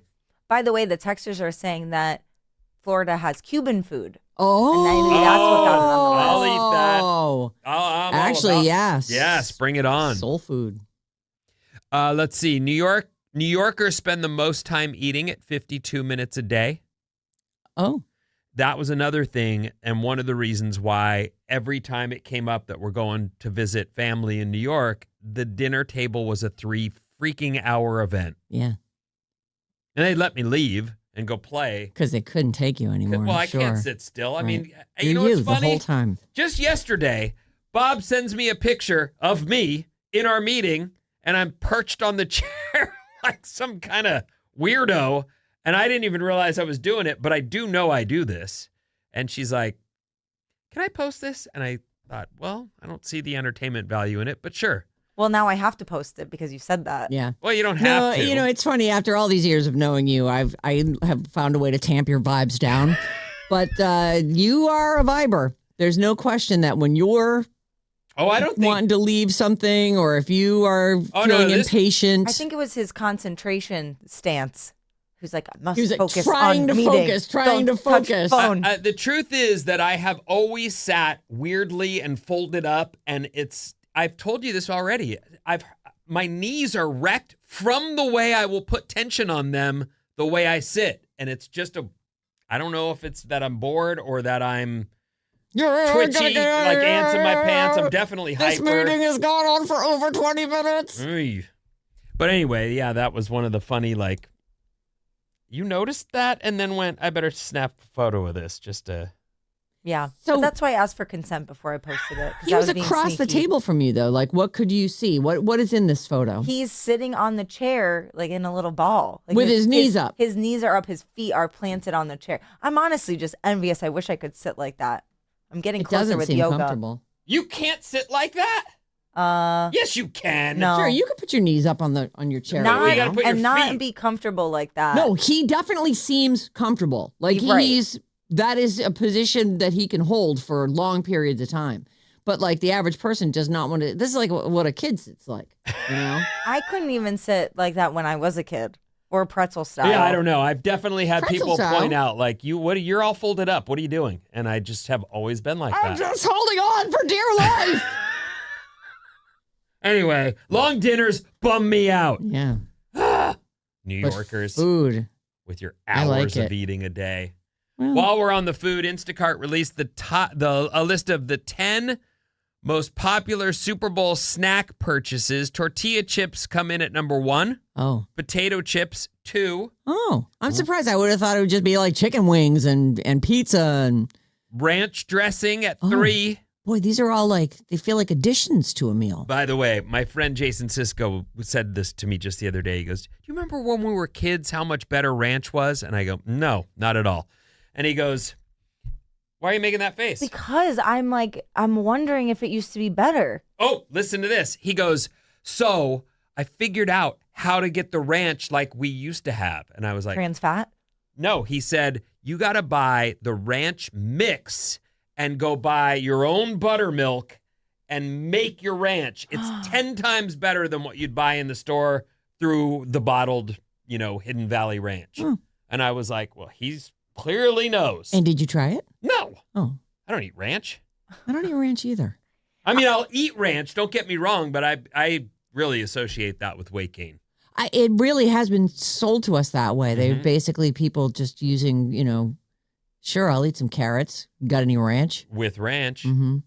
In fact, that came up because he said, "I'm eating broccoli and ranch." And I went, "Oh my But you God." know what? Eating the carrots and eating the broccoli with ranch is better than not eating the vegetables at all because you're still getting the vitamins. It not if you're adding a bottle of ranch to it. Okay, well, moderate. Try making your own ranch, though. It's a pro tip. Yeah. Buy the packet and use your fresh buttermilk and see if it's any better. I'll bet there's recipes for like homemade ranch, without even the packet, which, probably has chemicals in it. The Super Bowl still probably a month away, but consider this as you're getting ready for your big party. Okay, so tortilla chips, potato chips, ranch dressing. Salsa, canned diced tomatoes, Oh, puff chips.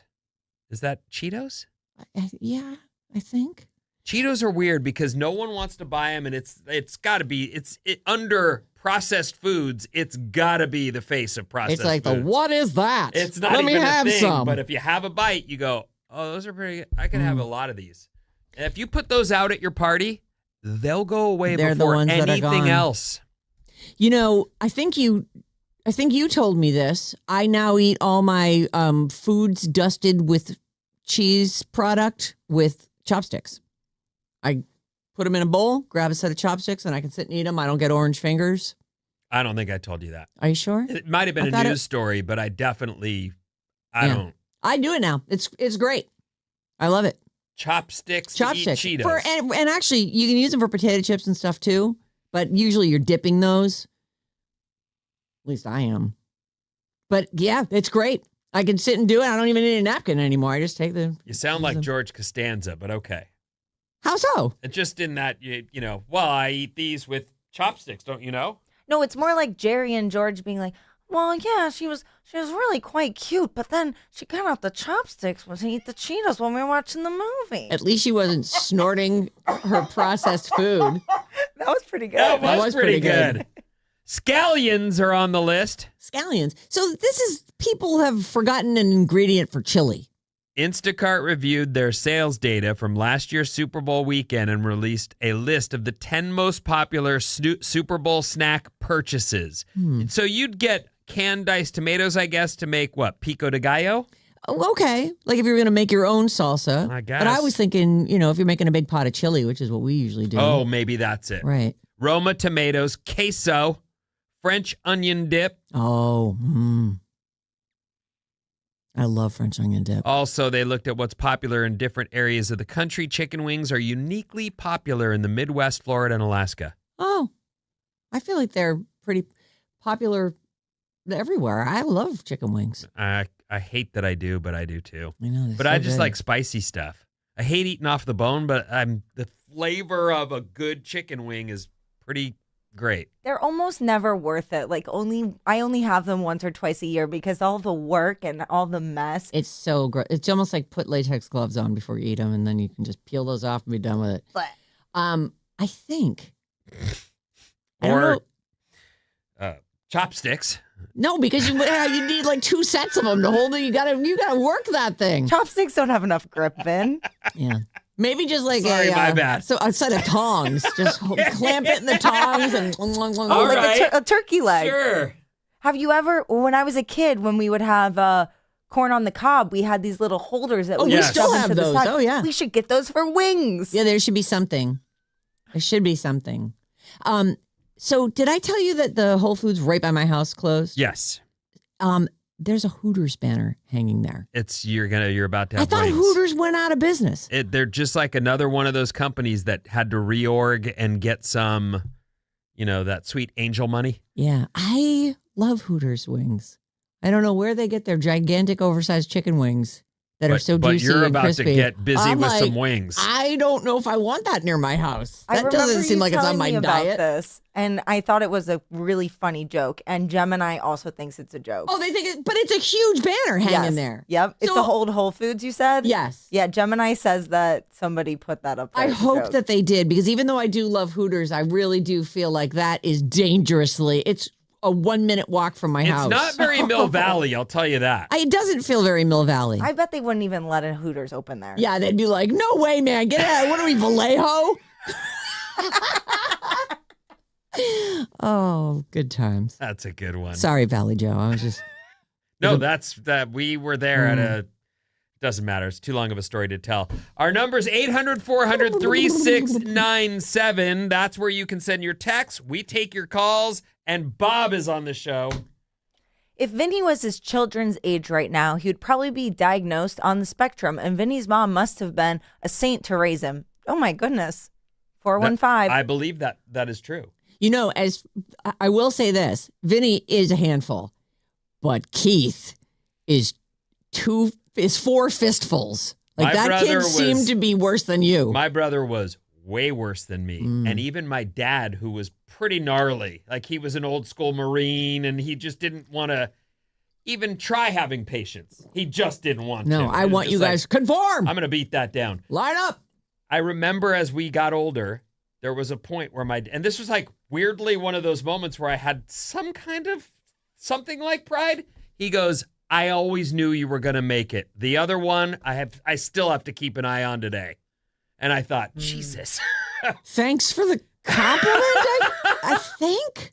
I think somewhere in there he's Yeah, to saying he bash believed Keith in me. this? But Keith took the hit there. He was like, yeah, I still got to keep an eye on that one. Of all the mental health things we've learned in the past 10 years, I'm so thankful for learning about the autism spectrum. It's helped me understand relationships in my life and in my past so much better. Like, oh, they weren't being a jerk. They just don't understand social cues. They weren't picking up what I was putting down. I think that there's a weird blending, and I also think we abuse all these terms that are out there. Like, we're smart enough to throw these words around. I think I probably would have been diagnosed with ADHD. I for sure would have been diagnosed with ADHD. I've grown up with it and have learned to function. You found coping And mechanisms. I just deal. I keep notes on things in order to remember stuff, and it's just the way it is. I wouldn't worry about it today. I'm watching my kids, though. Yeah. We'll see where they're at and what they need as we grow. 707 says, dry ranch mix is one of my secret ingredients. Vegetables tossed with olive oil, dry ranch, and then roasted in the oven. Fabulous. Oh, goodness gracious. And then you don't get all the calories from the buttermilk. Right. This is an amazing hack. It's all the flavor. Oh my God, I think Without this all just the changed my buttermilk. life. The Hooters banner is a high school prank. So it's still up though? Oh, I don't know. That is classic. I really did think it. And that was the group thread that was going around like, is this a joke? I'm like, It doesn't sound Mill Valley I'm to very me. torn between wanting that to be a joke and wanting it to not to be a joke. It is very Mill Valley. It's perfect for Mill Valley. Just think of all the MILFs who could get a job in the Hooters outfits. Oh, yeah. Yeah, the MILF Valley girls. Where do you find pantyhose today? Maybe they provide it Oh, at HR Hooters. Hooters my HR must be hilarious. All right, we're going to take a quick break. When we come back, we have a big announcement to make, plus Bruno Mars tickets.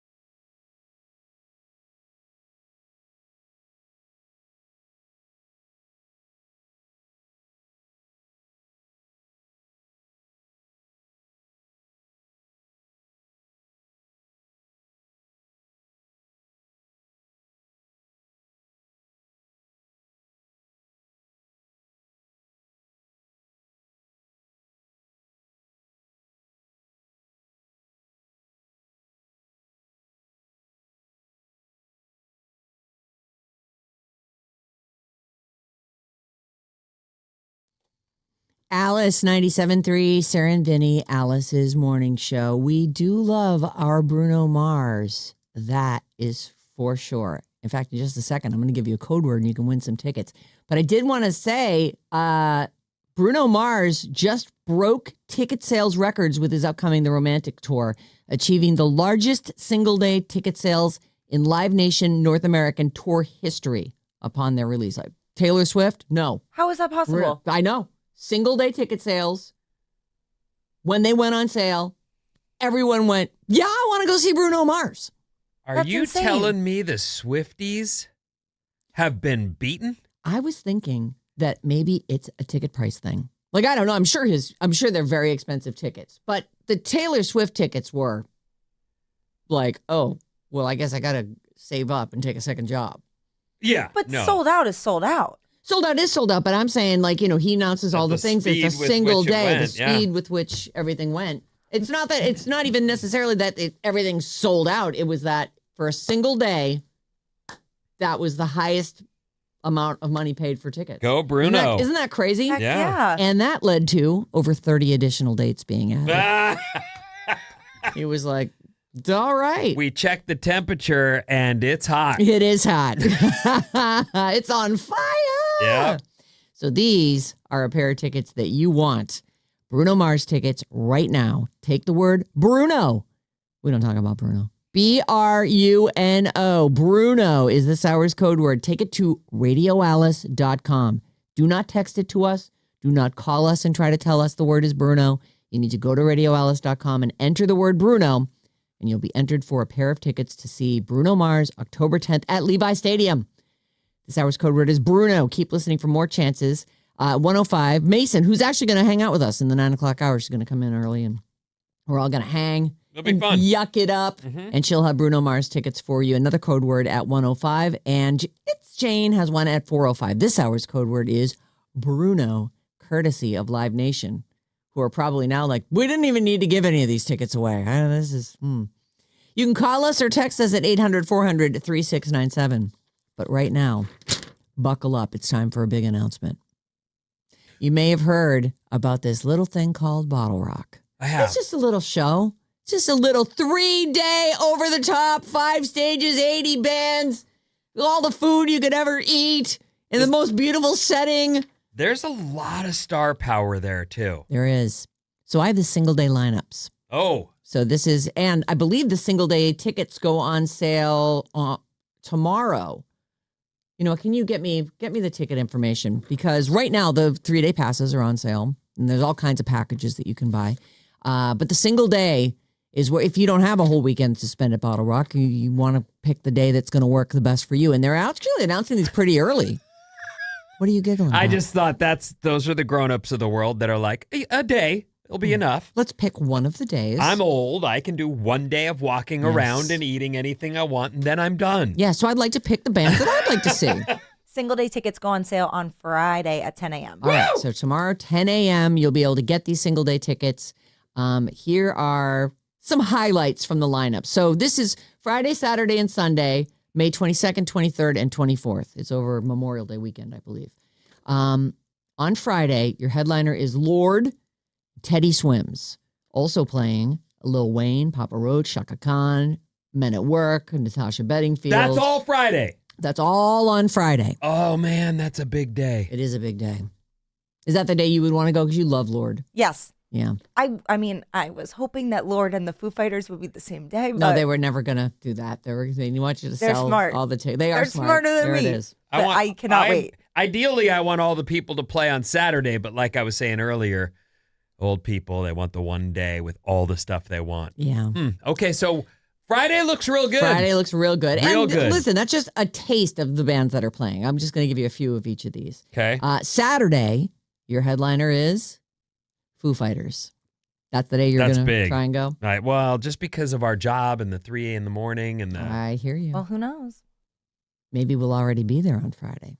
You don't know. Oh, come on, Maybe. promotions, Danae. I know. Danae, make it happen. We're manifesting. How great would it be? Let's bring a bunch of listeners up with us, and we'll do a morning show, and then we'll all walk over to the big concert together. Everyone emailed Danae about how great that sounds. Yes.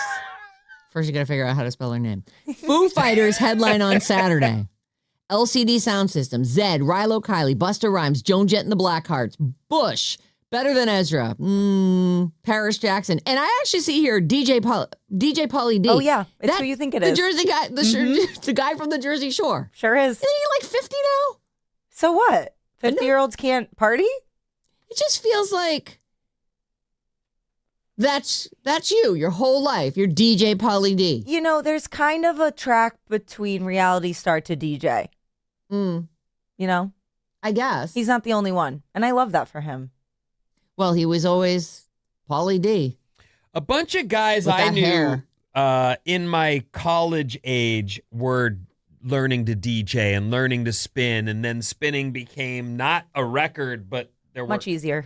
There was other ways, and you were mentioning it the other day when you control got to try it with turntables, but it's not the same as putting an actual disc on, right? Right. But as we So talk cool. about hobbies, I think there's a certain generation and beyond that just sort of got into DJing. Yeah, Not in the way that we do, but in the way that you would at a party. right. Or a wedding, Right. you know. It's a some great fun hobby. thing. It's pretty accessible. Yeah, and when someone's really good, like I was in Vegas a couple years back, and I just went, "Oh, this is what all the hype is about." Like we were in a steakhouse rave where we're eating our dinner, and there's a guy, and people are going, like people are crowded all around. I was like,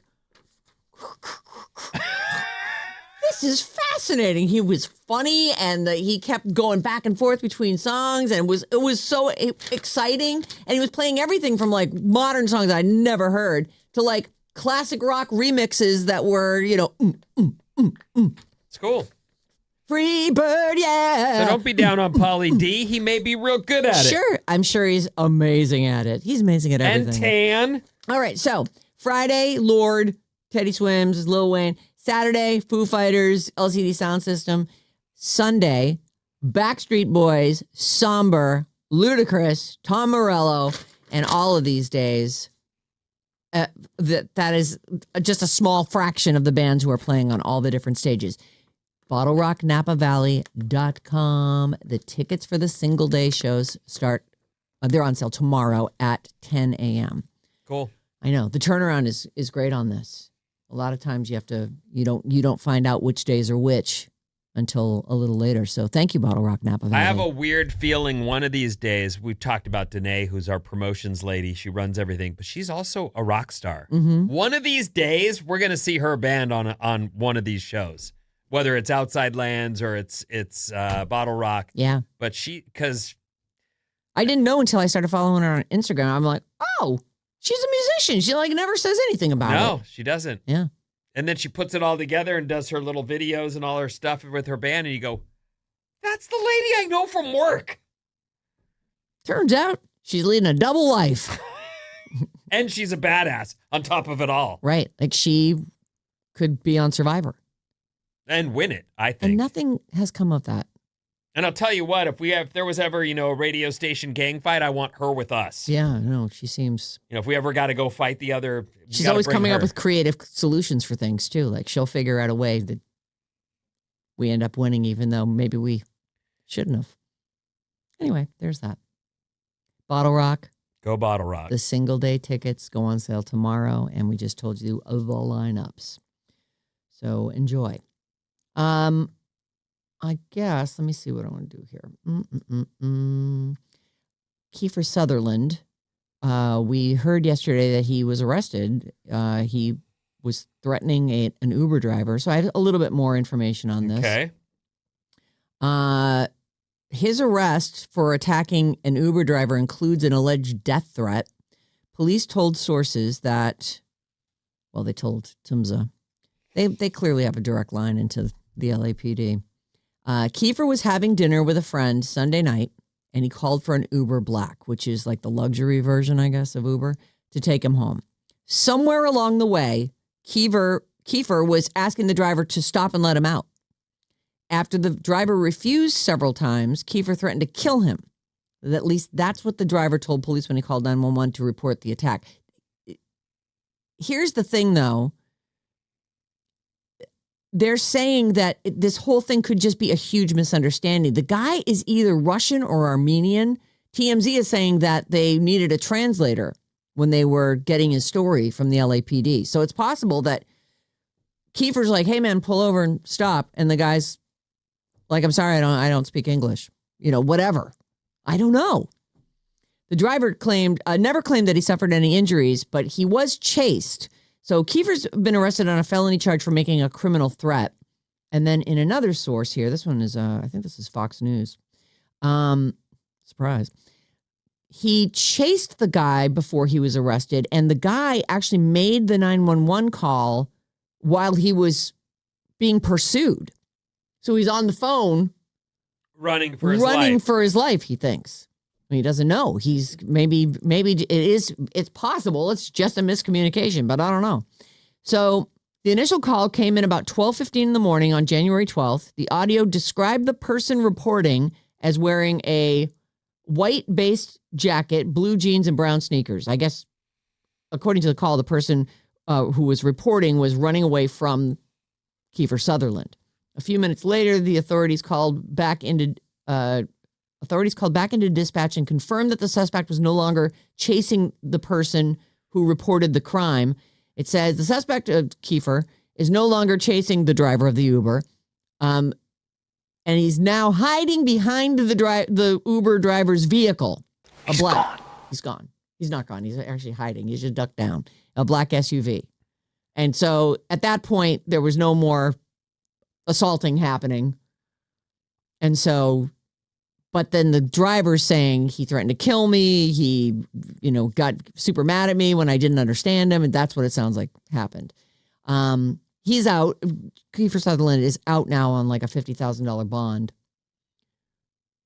But because they say he made criminal threats toward him. Do they mention his, how many drinks he had at dinner? There's no mention of that. It just feels like that's what drinking does. Things get completely out of hand in a situation that would be perfectly normal otherwise. Right. Well. And he's been known to yes. At least he wasn't driving, right? So I think he's someone who's had some DUIs as well. I think you reported him, in fact. So he may not even have a license. Can you look at the DUIs? What I'm seeing here is in May of 2009. And of course, yesterday we talked about he's made an ass of himself on a number of occasions. Some of our favorite occasions, actually. I mean, the Christmas tree assault, huge. It was great. That's just good fun. Yes, agreed. He was mad because somebody called him like a gorilla or something. Like somebody called him a name that he didn't like. And he just went crazy and jumped a tree.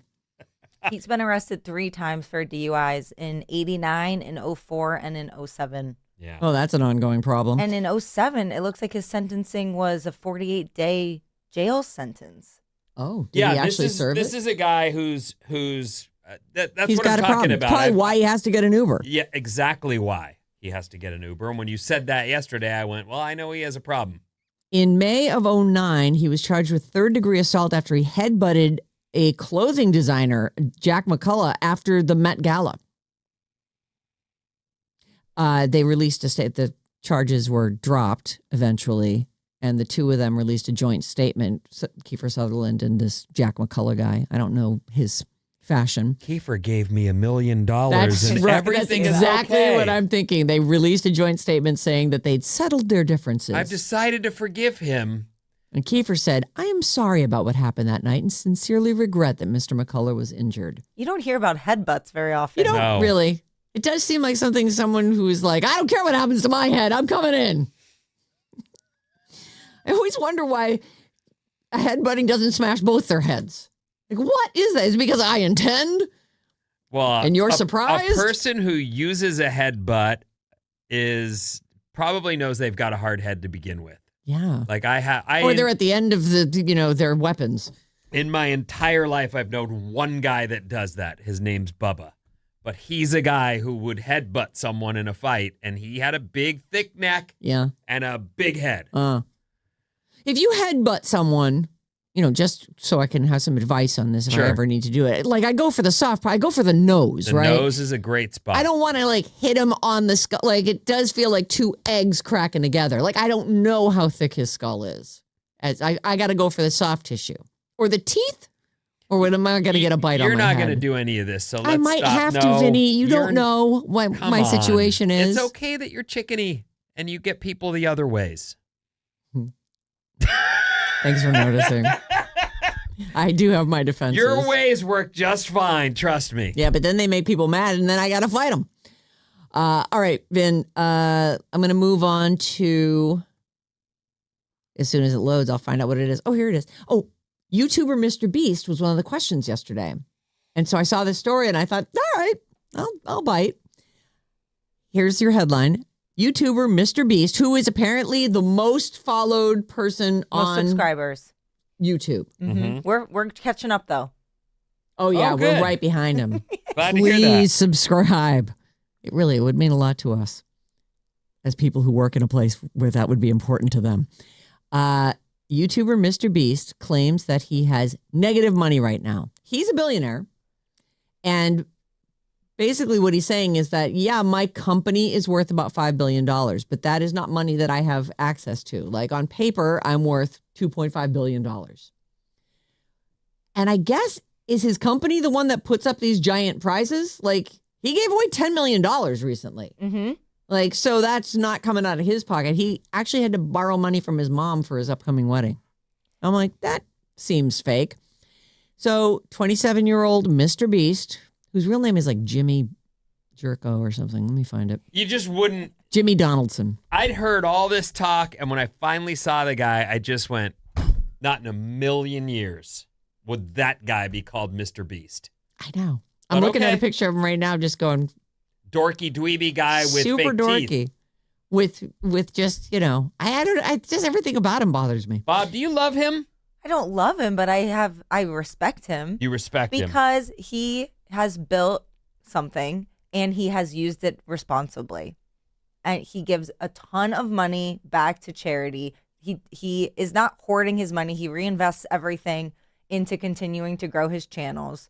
I mean, I don't think you can easily be an ethical rich person, but I think he does a pretty good job at Okay. trying. He says, And the kids love him, and it's wholesome content. What's there to complain about? Honestly, there's I guess we I don't. never I don't even. watched I don't even him. watch You know it. what? I don't even have a right I take to one judge him look 'cause- at him and I go, "Whoa, You? that guy, MrBeast, Mr. Dweeb." I think that's fair. The name is not suiting. So he says he was asked about the claims about, like wild claims about how rich he is or whatever. And honestly, when you're giving away tons of money, people do assume that you've got some to give away. So in a recent interview, he sat down with the Wall Street Journal and he says, "It's funny talking about my personal finances because no one ever believes anything I say because they're like, you're a billionaire." Because on paper, he is. He said, "I'm like, that's net worth." According to Forbes, MrBeast, this is Forbes. As of June 2025, he's personally worth $85 million, according to Forbes.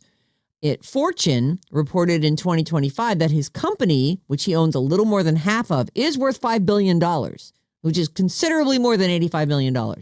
He says, "Actually, I have negative money right now. I'm borrowing money. That's how little money I have. Technically, everyone watching this video has more money than me in their bank account. If you subtract the equity value of my company, which doesn't buy me McDonald's in the morning," eats McDonald's. The content creator also said he elaborated on how he'd previously said, "Oh, I keep less than $1 million in my personal bank account. I just don't really think of it. I wake up, I just work. I'm just so busy working. I don't really think about my personal bank account," if that makes sense. Well, a lot of us walk around with no cash. A lot of us. Our old producer, Yuzette, used to go, "I need you to give me $20. And I'd be like, I don't have that. What are you talking about? I'm a millennial. Why would I have What cash good on are me? you? I don't have any money on me. I think most people can walk around and say, "I got no money in my She'd pocket." say to me, "Bring me a roll of quarters." Like, okay. I'll do it. It's funny. But either way, the point is not everybody walks around with the money they make. He's right. Right. But that doesn't mean we know you're rich, dude. Stop it. He says that he recently splurged to see his fiance, the chick that his mom's going to pay for him to marry. Her name is Thea Boyesen. Booysen. Is she another big star YouTuber? She's very pretty. She has that look. I don't know her deal, actually. Oh, okay. I find it so surprising that he has time to have a relationship.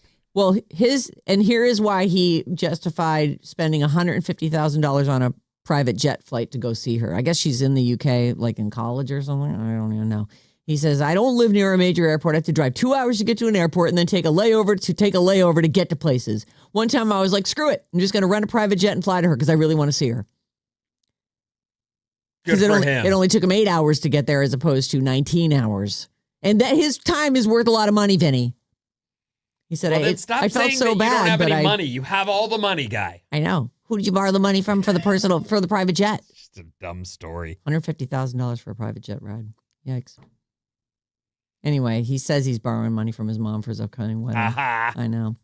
Believe it or don't, that's what MrBeast has to say. All right, Ben, what's coming up in the news? It's Wikipedia's birthday and a new way to avoid getting arrested after these.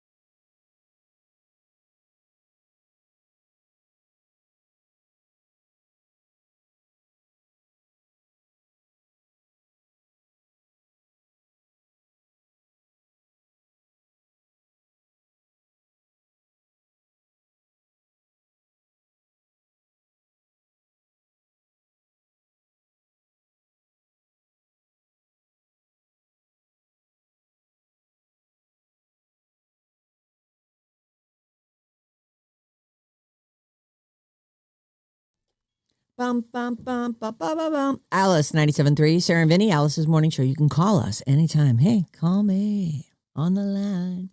Or text us. The phone number is 800-400-FM97. 800-400-3697. And you can also watch us live, stream video of the morning show all morning long. And it's there after the fact, too, on our YouTube channel. Just go to youtube.com and search Alice973. We pop right up. And remember to smash that subscribe button. What's up, everyone? This Alice Report is brought to you by BottleRock 3-day passes.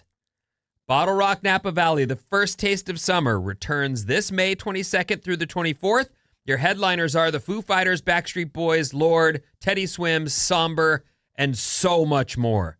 Listen all this week at 9:05, 12:05, 5:05, and 6:05 for the code word. Then head to radioalice.com to enter that code word for your chance to win a pair of 3-day passes to BottleRock on May 22nd through the 24th in Napa Valley. Yeah. One-day tickets will be on sale Friday, tomorrow at 10 a.m. at BottleRockNapaValley.com. Don't be me. I always go, oh, that sounds fun, but I'm busy right now. You gotta be out That's in front a of few this months stuff. away, Yeah, right? I don't know. Summer. I'll get that. That's no problem. Get these tickets now. You'll be Yeah. glad you did. Less than half an hour till we give away the next pair. Mm-hmm. So there's that. BottleRock 3-day passes. All right. Mostly sunny expected today. Nice day ahead, although the air quality warning is an issue. So maybe you don't want, if you got issues, maybe stay in. Right. The like asthma, respiratory whatever. stuff, right? That maybe today is not the day for you. Stay in. Or exercise. It's weird. inside. Does it feel like usually I feel like we get those bad air advisories, spare the air days in the summer, like when it's hot. Fire season, Yeah. too, is always like, yikes. But anyway, nice day ahead. Now you know. 49ers play Saturday at 5 p.m. Go Niners. Go Niners. Wikipedia turns 25 today. Happy birthday, Happy Wikipedia. birthday, Wiki. The first post was on January 15th, 2001. Oh. And all it said was, this is the new Wikipedia. Okay. It must have picked up pretty fast. I feel like I've been using Wikipedia for years. Like it would, you know why? Because I think it pops up in like search results. Like if you search for something now, it's like, you name it. Is there a wiki page about us? I think there is.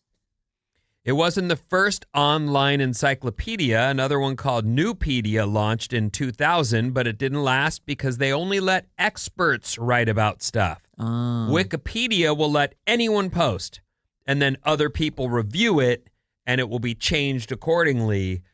And what's interesting about that is there are people who are willing to put their energy into this stuff. Good on them. Well, it's like a crowdsourced encyclopedia. But it's like those traffic apps where people are reporting something in the road. You kind of go, why would you, whatever their desire is, if there's some payoff or just the comfort in knowing they're helping their other motorists or other people looking for knowledge, maybe that's it. It's like maybe like a review mindset. Like there are people who are like to review things, like to give their experience with it, and they do. I don't know that they're getting anything for that. They're just, oh yes, I'm a known reviewer on Yelp or whatever. People trust my reviews. They say here just under 20,000 entries were added the first year. By 2008, there were over 2 million, making it the largest encyclopedia ever assembled. Incredible. A collection in China dating back to 1408 held the record for 600 years. And then Wikipedia took it out. To think that you would refer to an encyclopedia that was generated in 1408, it wouldn't know a lot of stuff.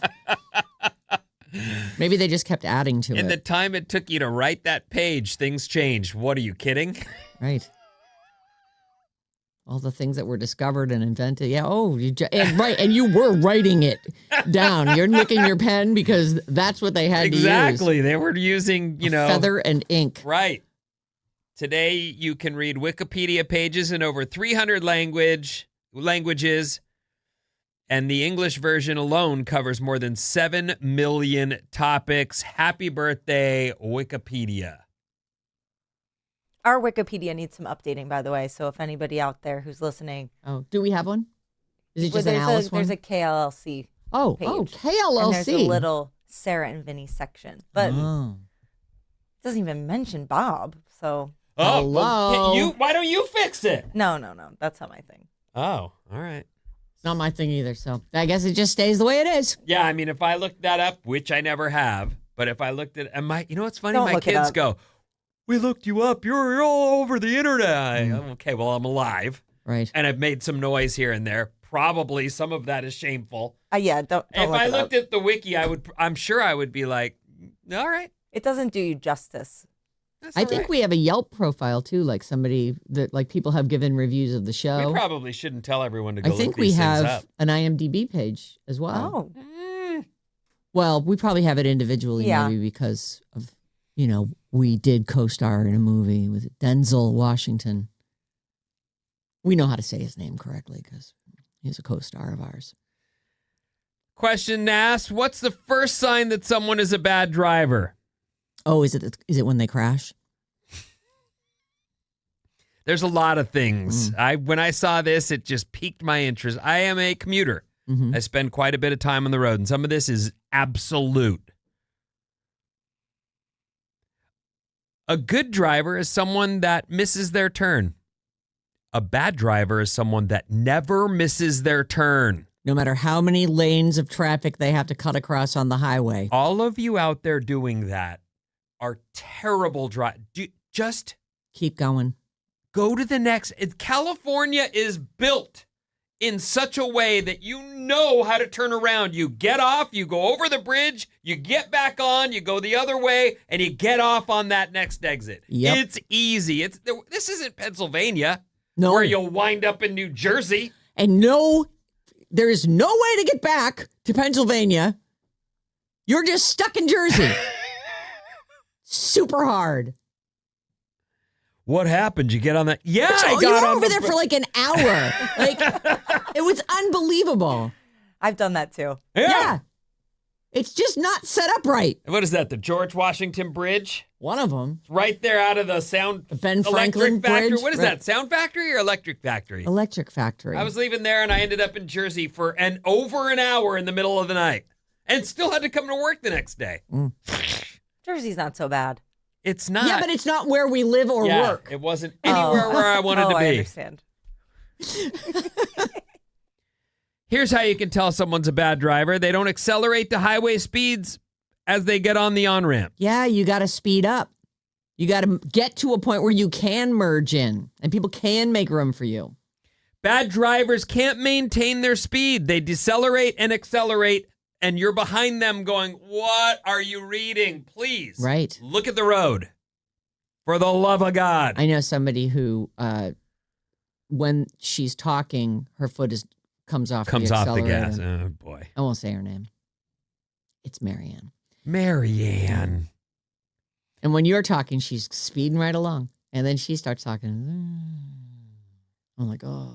Before I was a good driver, because I'm a great driver now, but as a young man. You were just a good driver then. Well, wasn't the best. It's taken a lot of trial and error along the way. But one of the things You learn. as you're talking about Marianne there, me and a lady I was dating, we were both kids, I shouldn't say lady. Me and this girl I was dating when I was 16, the policeman said, if you weren't pumping your brake while you two were kissing, because we were parked, but I was on the brake trying to, get an angle, and so the light was going on and off. He's like, I'd have driven right by, but there you were with your brake. That sure was dumb. I didn't know. Yeah. It's busy kissing. Right. Anyway, don't do that, And kids. your leg was doing that shaky thing it does. Well, yes. I'm so excited. Hard braking. Speaking of the brakes, hard braking at every stop. These are signs you're a bad driver. No turn signals, tailgating. Drives me crazy, especially on an empty road. I drive the coast road a lot. And there are times when I just go, Pull off. just Let them go, dude. And then they go slow. It's like they were just latched onto you. I'm like, I let you go, and now you're going to go 10 miles an hour slower? The first sign that someone's a bad driver, insert the hated car of the day. Right now, I guess that's a Tesla, but in general, it's like The Prius. the Prius was got a lot of really hate bad for a long rap for a time. while. It's a great car. Someone said, when you're inside and the passenger side, oh crap handle is worn out. Oh, yeah, John's is pulled off on my side of the car. Not literally. Yeah, one side of it's not attached anymore. I'm like, well, I guess I could just hold on to it like a... You've pulled it out of I must have, yeah. I'm the one who's most often in the passenger seat. And he does scare me. Because he gets so mad. He gets so mad when he's driving. And it's like, you're not in a state of mind to make a good decision right now. Meanwhile, he's mad at people for doing things that he does all the time.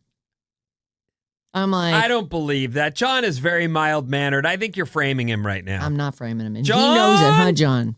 John's saying, right, Vinny. He insists there's 2 lanes that go up to our exit if we're going to head north on 101. There's 2 lanes, and I will just get in the right lane and wait because it's always backed up, waiting to get on that highway. And I'm just going to wait in it because if you don't, you have to force your way into the right-hand lane before you get to the honor. And I'm always like, just wait in the right lane. It takes 30 seconds longer. Just wait there. I don't want to. I'm not going to do it. And then he's like, he's not letting me in. And he's trying to get over and he's bullying his way in. And then when he does stay in the right lane. This isn't John. John's the nicest It boy is in John. the world. He is. And then you put him in a car. So then now we're in the right-hand lane and someone's trying to bully their way in and get in front of us because they've did the easy thing and went up in the left lane. And he's like, no. And he just gets up really close. Get in. Wow. So I'm he's like, a line cutter and a hypocrite. Yes. That's the thing about driving. It makes even the sweetest people He is monsters. Demons, like road monsters. It's awful. He's downright delightful.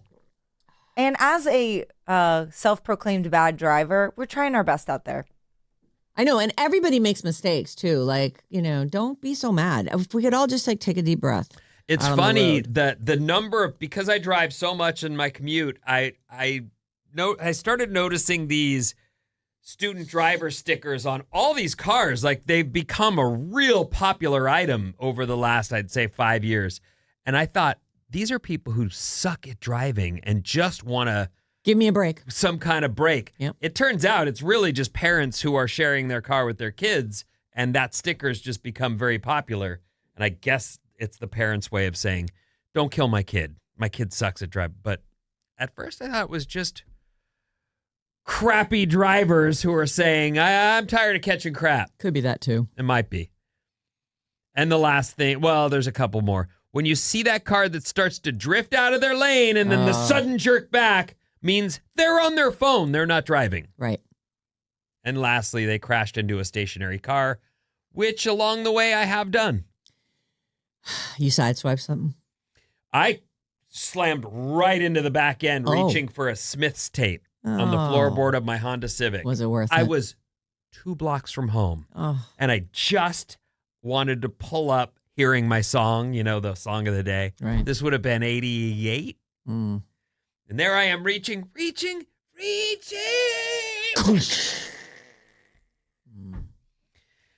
Happens even It to the does. best drivers. But often to the worst drivers. Criminals have tried all kinds of escape tactics. Running from the police, Yeah. trying to get away.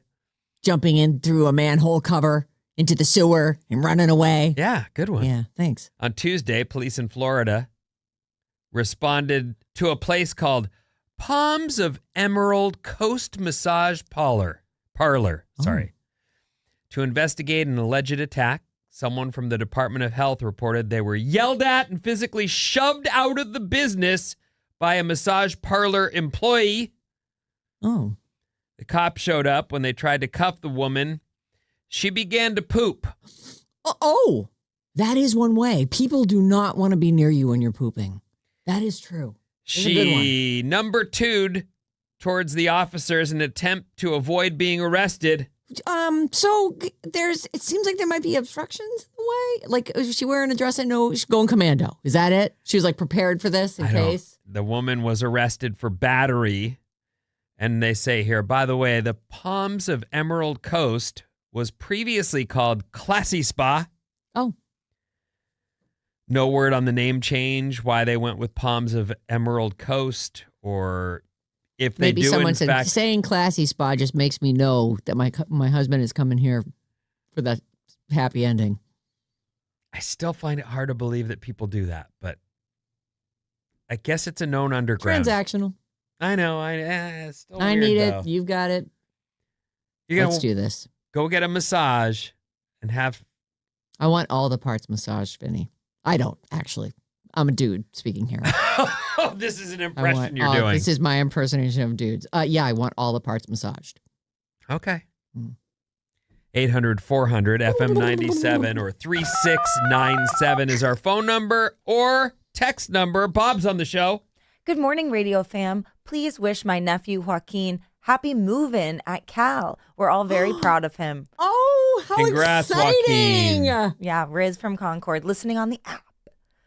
MrBeast is not borrowing $150,000 from his mom. He's merely trying to dodge the IRS gift tax that he would owe when he gives his mom the money. I'm not totally following that. I'm sure not he's either. doing all the right tax things, though, because I'm sure he hires people to yeah, handle all sure that for him. he's just totally on the up and up. He seems DJ like that kind Pauly of guy. D is laughing all the way to the bank. He's worth $20 million, Vin. Is he I don't the have richest anything of all of against them? it. He's got to be. I don't Some know. of them are in jail. Snooki's doing pretty good. Is she like? What does she do now? Well, they all still do the show, by the way. Oh yeah, that is true. It Except does for go on Sammy. Mm-hmm. I think it's called Family Vacation now or something I like thought- that. Yeah. Who's the one that was dating Ronnie? Sammy, sweetheart. I thought she quit. Yes, she did. Oh, okay, Yes. so she Yes. is out. All right. She did quit. I'm not sure where it's at now, but when they first reunioned, Ronnie was included, and Sammy was like, no.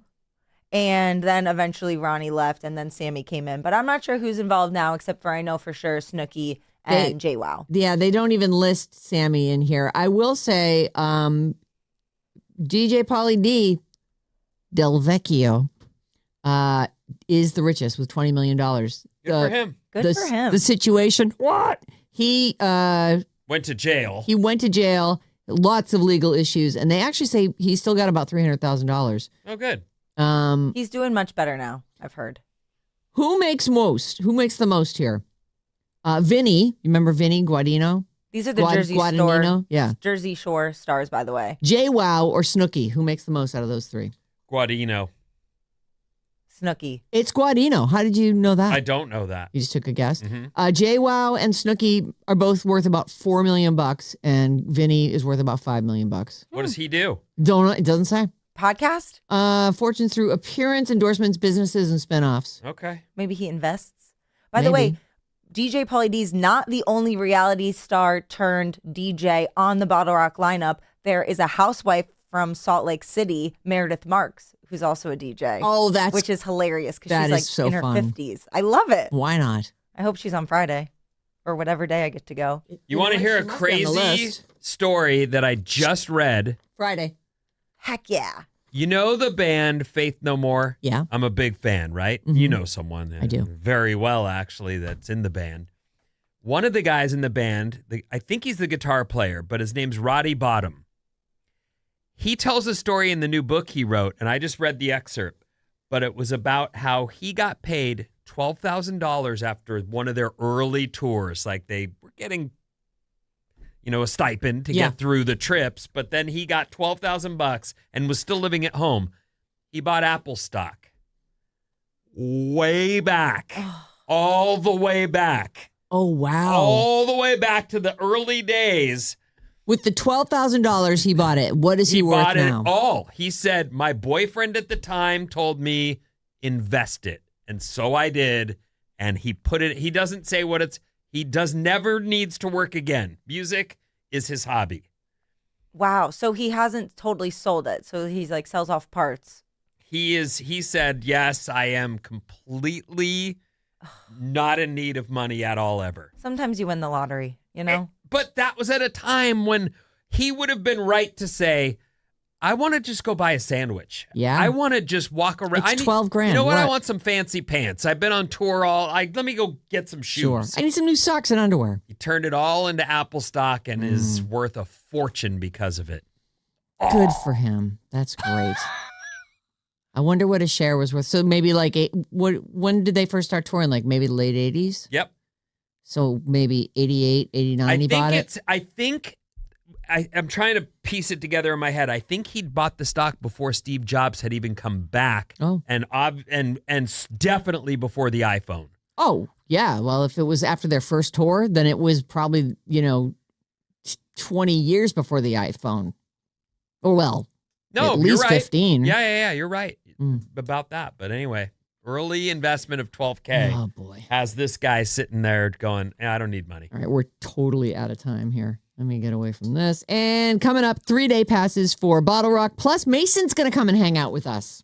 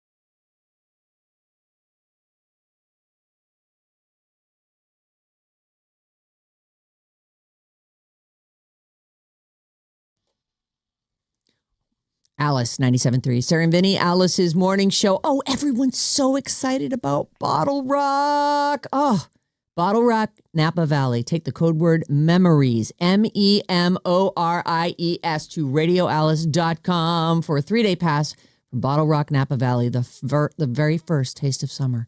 I can taste it. May 22nd through the 24th. Your headlines are, actually, hold on, because we did the single day announcement today. On Friday, Lorde, Teddy Swims, Lil Wayne. On Saturday, the Foo Fighters, LCD Sound System, Zed, and 1,000 other bands each of these days. Sunday, Backstreet Boys, Somber, Ludacris. You can get the full lineup and all the info at BottleRockNapaValley.com, and the single day tickets go on sale tomorrow. But right now, we have general admission 3-day passes for the person who gets selected this hour. Memories, MEMORIES. So exciting. I just love that show. Mason, have you ever been to BottleRock? No. You're coming this year. We I all hope gotta so. go. Oh my I'm God. really excited for DJ Meredith Marks. I love Real Housewives of Salt Lake City because Oh, I'm that's trash. so funny. You know, did Who you hear? now? I was DJ just telling Meredith you Marks. about her. You were? Yeah, I literally I thought just we were told talking you. about Pauly D. We were, and then I said, and he's not the only reality star turned DJ on the BottleRock now lineup. I remember. So Meredith Marks is playing on Friday. That's the Lord Day. And then DJ Pauly D, that's the Jersey Shore guy. Yeah. You have the name right. It's that's on the Foo Fighters Day on Saturday. And there's all kinds of stuff on all these different stages. Like there's definitely probably a DJ stage where there's all kinds of stuff. But they have this thing, they have like a culinary stage where it's in this area. You go in and there's all these food trucks and all these places that you can get delicious food. But then there's a huge stage, and like Flea comes up and makes his signature. They do big shows. That's huge, awesome. like, right. So it's a big chef with like a big, somebody from a band who's making their specialty item. That I'm very much into. It's super Right? fun. Yeah. Yeah, it's such a fun place to walk around. It's such a beautiful setting, and And there the you weather are in around Napa. that time Oh my is God, nice. lovely. Oh, I'm into it. It's lovely. It actually will get hot. Dear. It's really nice. I hate sweating. Not super sweating, but like a nice warm. Because my hair taste just of- doesn't do that, and I have to take these factors into I consideration. hate when I leave the sweating. house. No, that is actually a known fact about Mason, because at I was just gonna say. at Winterland she got so mad when she had to walk up a hill. She's like, I am dressed up for this, and now I'm sweating. I was dying. I was wearing black, but you couldn't tell. Like I had sweated through the whole. I felt gross. I felt sticky, and I'm a complainer. And if I'm miserable, you're gonna be miserable too. Oh, that sounds so great. I know, just right? misery I'm loves just a delight. Yeah. company for I'm just sure. one of those people that are like, ooh, I wish she was around more because she's just so.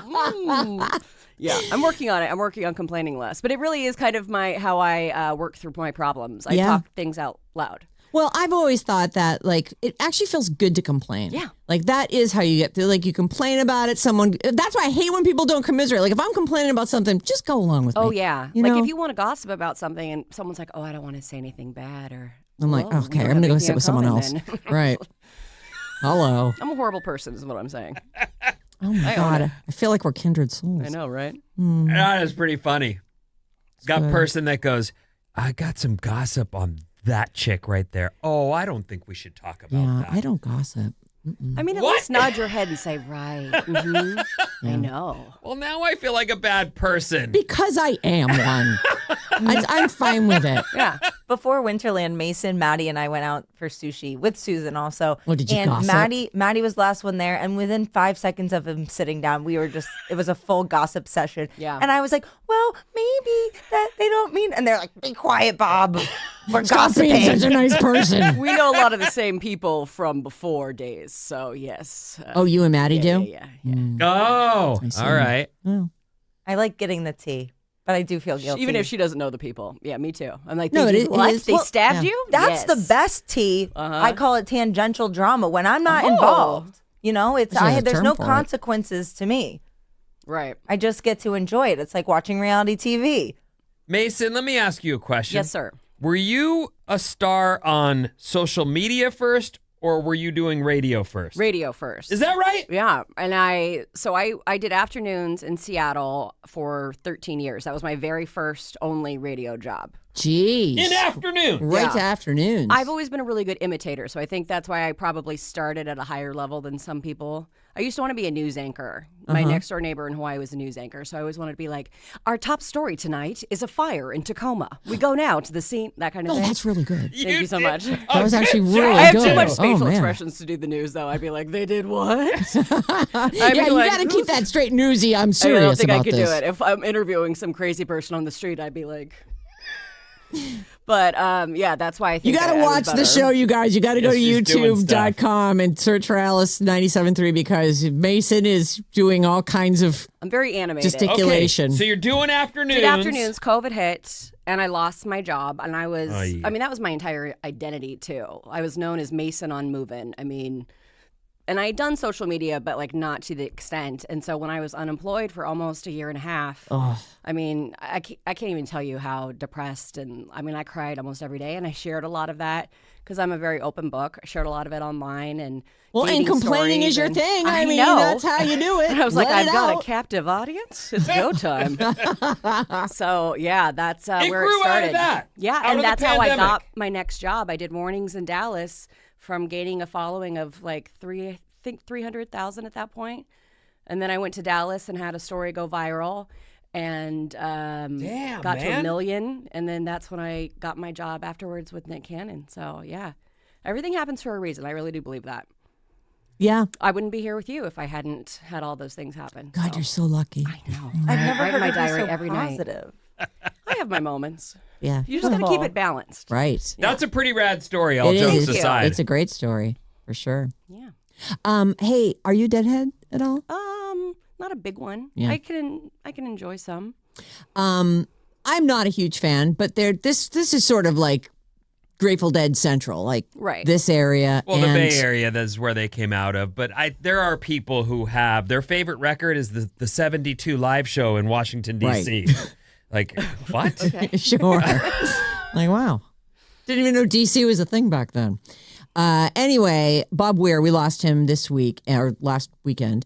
And there is a big, I predict that this is going to be a huge gathering. Like all the Deadheads that are available are going to come out. And it's happening at Civic Center Plaza, which is right next to City Hall. And there's lots of speakers and people who have things to say. I don't know if there's going to be music, but I have to assume that there is going to be a whole party getting thrown there. And there will be Guitar Man. He always shows up and strums his guitar, and people gather around and sing Truckin' or, whatever. The 3 songs I know by them.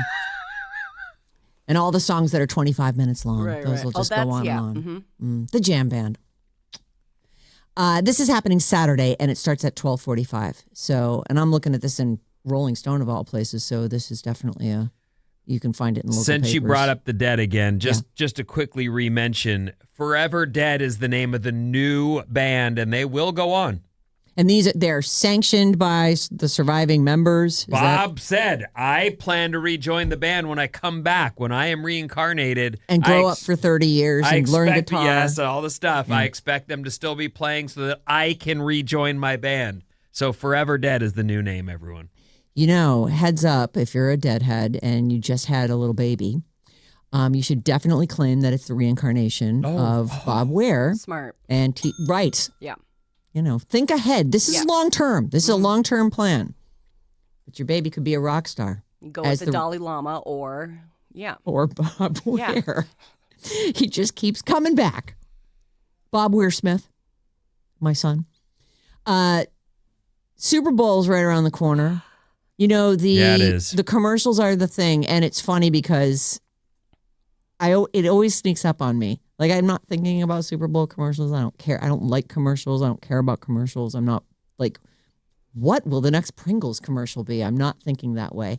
So it always sort of surprises me when all of a sudden, out of the blue, there's a million clips, a million little snippets of, the little teaser things that they do for all the products that have paid the $8 million or whatever it is this year. The advance commercial for the commercial. Right. And now, because of the internet, there's what you see on Super Bowl Sunday in that 30-second window is just a little bit of the giant one that they've got that people are watching. People are like, I'm going to go watch their commercial.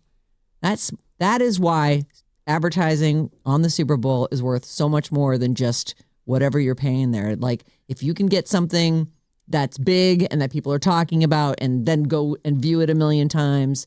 It's just great promotion. He didn't do a lot when he was playing, but Tom Brady's become the new overexposed, so many commercials, and he's obviously announcing games as well. He's getting pretty good at it too. He is good at it. People who care about that stuff and comment on that stuff are also shocked how good he is at it.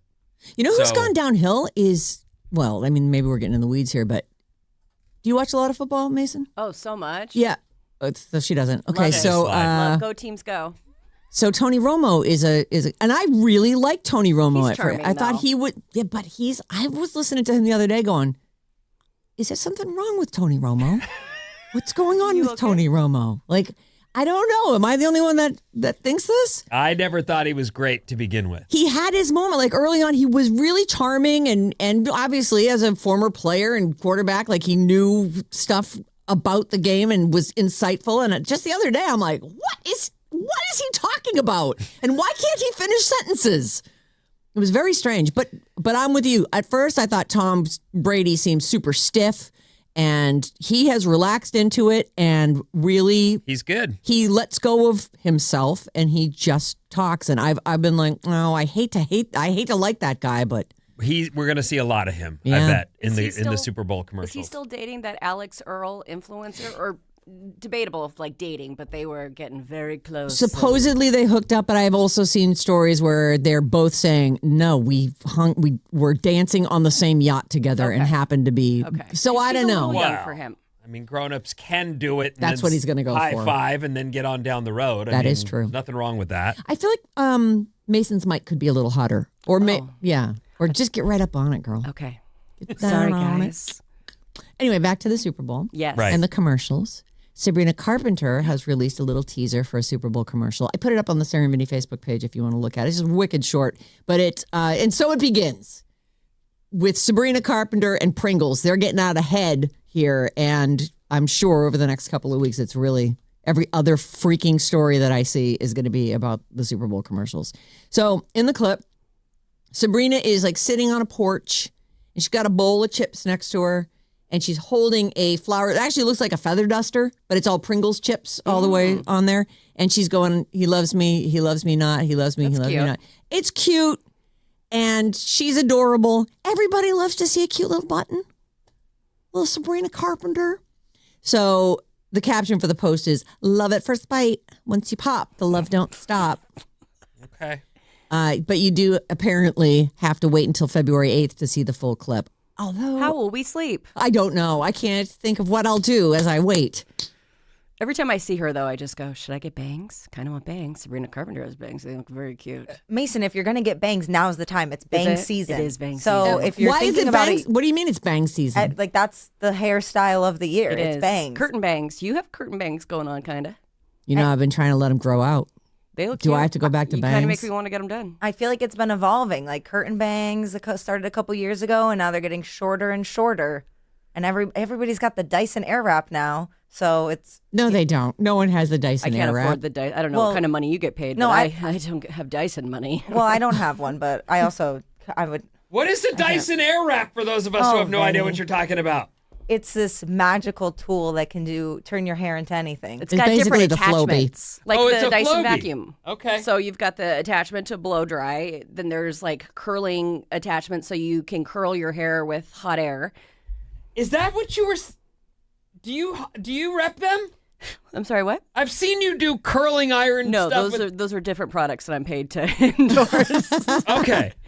Dyson has not contacted me yet, so Well, They should, Dyson. though. they should. Yeah. Everyone should. Dyson is expensive. It's like 600. I think it might be more than that. Is it like 6, 7, 8? That sounds right. 6. I mean, for like the it's a full size lot. machine, but they have this little the one, it's small but it does have the full length.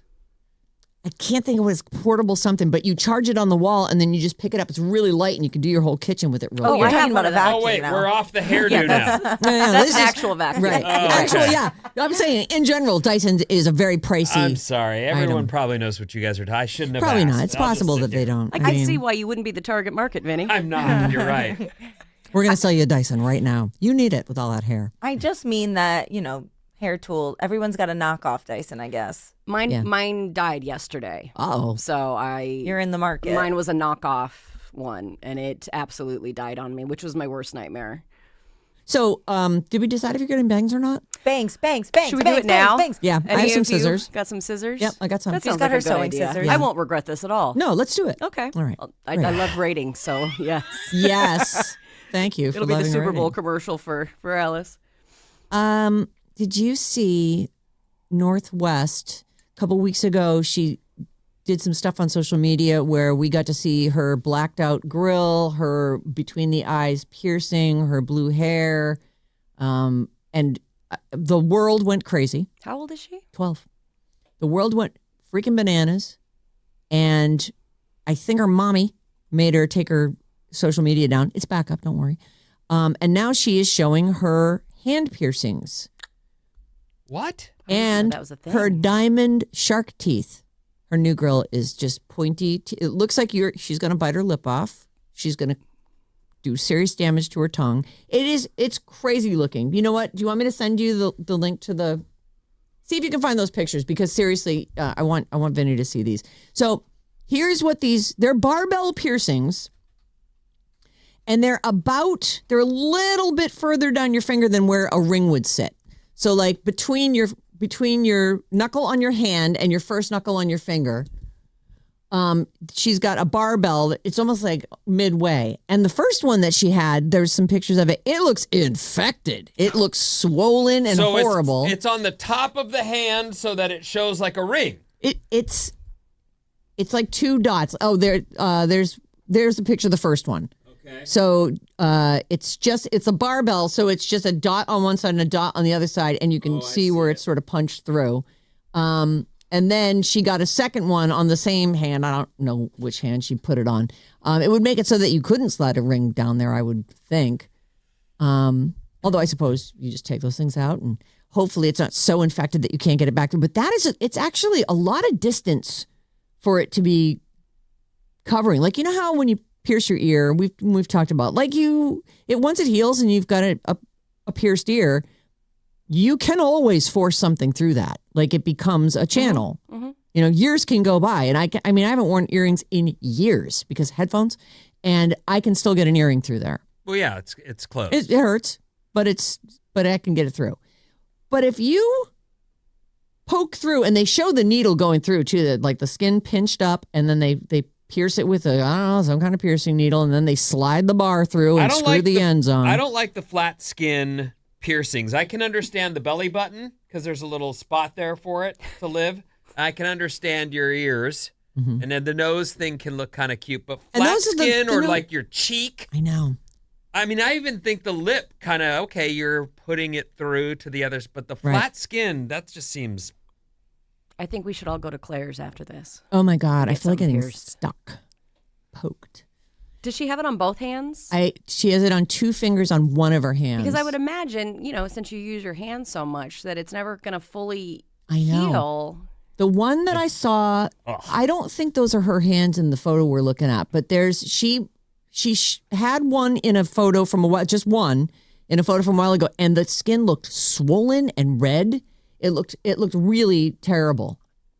Yeah, piercings are no joke. She has one between her eyes too, across the.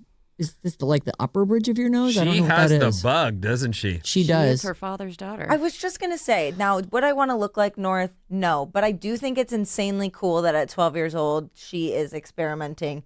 I mean, she's in a rare situation where she can do and try anything she wants, and she's, from a young age, she's developed her own personal style, and I think it's going to be cool to watch her grow up. I like her hair. She's got. Me too. She has sort of like an aqua. Is that an ombre? And it fades down to like a much darker blue. It's reverse ombre. Almost. Oh, is it? I don't really know. That sounds right. That sounds. I have no idea. Like the right term. That's a 12-year-old. 12 years old. Okay.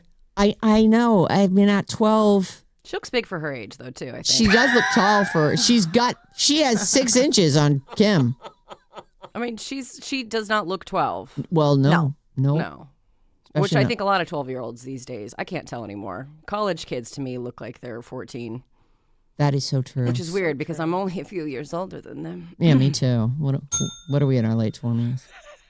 Yeah, she's I didn't even think about that. She doesn't really look like a 12-year-old. I will say it's going to be fun watching her grow up. Like, what is she going to go through? How ruined or not is she going to be by being a Kardashian kid? Like, or a West kid.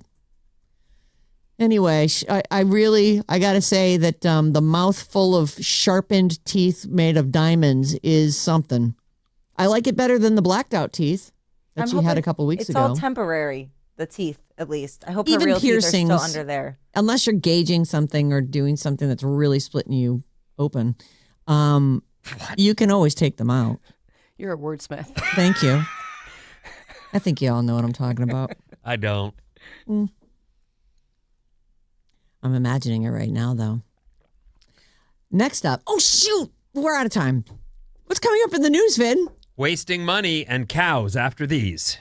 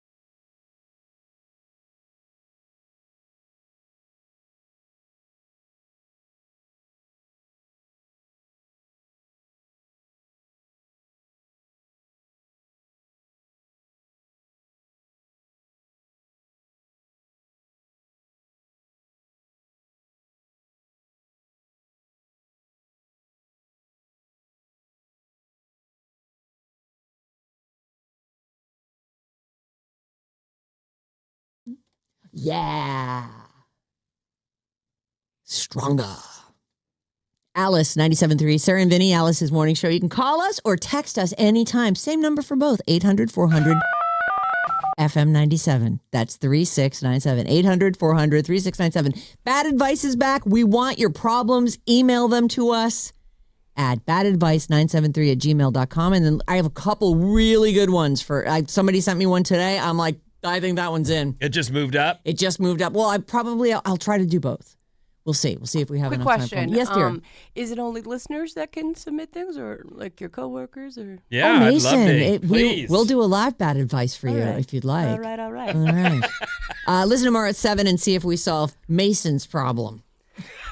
What's up, everyone? This Alice Report is brought to you by the guy that's better than Taylor Swift now. Yeah. It's Bruno official. Mars won. He won the whole thing. Bruno Mars is number 1. Highest revenue for single day ticket sales in history. She's not taking the bait. I know. Bob's letting it go. All right. Well, Are you not a fan? no. So She's just a huge I Swiftie. have a theory about why it happened, but I'm happy. I understand people want to make records, so I'm happy for him. Oh, boy. Listen to you. Tickets to Bruno Mars, everyone, all this week. Listen at 8:05 a.m., 1:05 p.m., and 4:05 p.m. for the code word. Then go to radioalice.com and enter that code word for your chance to win a pair of tickets to Bruno Mars on October 10th at Levi's Stadium, courtesy of Live Nation. And Live Nation sales or something, they were the ones who said he sold out faster than Taylor Swift ever Wow. They added 30 dates. Wow. Yeah. He's on my bucket list of people to interview. Mostly because I want him to sit on my lap while we do it. Because he's I know. so tiny. He's so tiny. He's like a little I, like puppet. strap him into a baby Bjorn. We Just did carry him around. a phone interview with him a few years back, and he was not in a great mood. Those are the best because over phone when you're having Oh, attitude because you just can't see right. body Oh, language it's and stuff. wonderful. Those are my faves. did. Yeah. Oh, look, we lost the call. Oh, oops. Oops. I don't know what happened. Sorry, I guess guys. his cell phone cut out or something. Jerko. Yeah. All right, here's a couple fast facts to begin our news break. Oh, I should also tell you, mostly sunny today. Really nice day ahead. Yeah, it looks nice. It's a spare the air day, but the high will be in the 60s and sunshine all day. Facts. Thank you, Bob. Cows. Oh, I love cows. To eat them, Sure. to drink their milk, Yes. and to befriend them? No. No. Just No. Just like I love the idea of cows. you want them in your tummy. Mostly, yes. Okay. Yeah. Cows Yeah. hate the sound of a cowbell. Yeah. It hurts their ears. You knew that? Yeah. Oh. Why I saw do it they- recently on like an Instagram Why like though? fact thing. Why do the? Why does Would it? you want a ginormous bell around your neck, right where your ears are? Well, my name is 24/7? Clarabelle, so I don't know. I feel like that's cruel if it I really thought hurts they would their hate ears. it because it's hard to, run for the hills, Oh, I thought you'd like to sneak around. to run for your life, that whole thing. Mm-hmm. But turns out they have sensitive ears and it bugs them. That's too bad. Approximately 1 out of every 18 people has a third nipple. Oh, my uncle had a whole nother set of nipples. Rest in peace, Billy. So did my Uncle Billy. ex-husband. Oh, You were married? I had a life before here. Yeah. Okay. Well, I don't know. I mean, you seem young. Thank you so much. What? Say that again. I couldn't hear you. You're a It's so loud divorcee? here. What? Yeah. Wow. I was telling Bob, it's been almost 15 years, I think. oh, wow! You got married young. Yeah. I was 12, 12 and a Yeah, half. obviously. Yeah, he picked me right out of a catalog. Well, no wonder you broke up with him.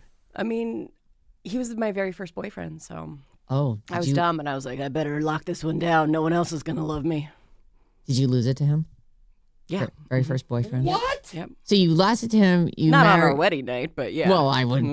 yeah, I mean, some One people still guy do. and you were like, yeah, I'll marry that. yeah. And then my therapist, when we got divorced, he was like, you should get out there. And I was like, all right, if you think I should. Yes, I did get good advice from someone. Don't be ashamed of that. She I'm not. also got out Oh, I there. went on a tear. yeah. In fact, based on these numbers, 1 out of 18 people has had a third nipple. So you've been with a lot of guys who've had third nipples. Sure, hundreds of them. It seems like. I wasn't going to say Get that. out the but- spreadsheet. We'll go over it. Yeah. We'll add a new column. So, what kind of nipples did your ex-husband have? He had one. They were pepperonis.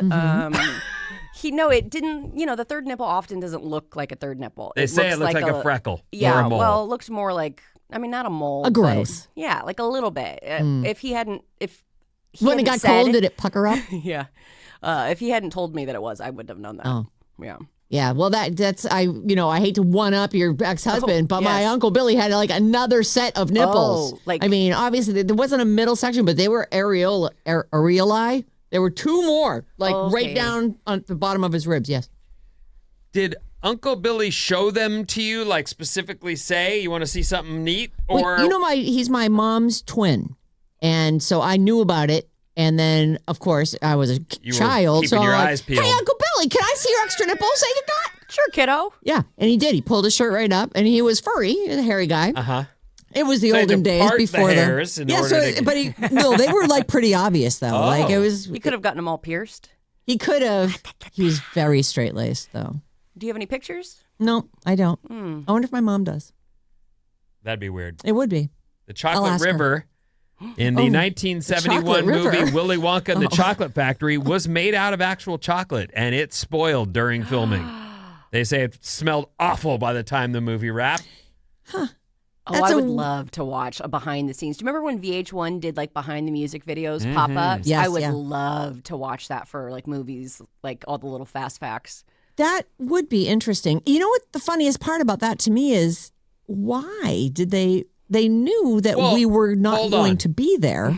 We were, because they filmed it here, we were part of the Patch Adams movie. They were nice enough to bring us into You that. were? Yeah. We were. That's very cool. And It we was got cool. we got brought out to Berkeley, and they were going to have us be part of the scene where Robin Williams, who's playing Patch Adams, is going to grant this wish to this old lady, and she wants to swim in a pool of spaghetti.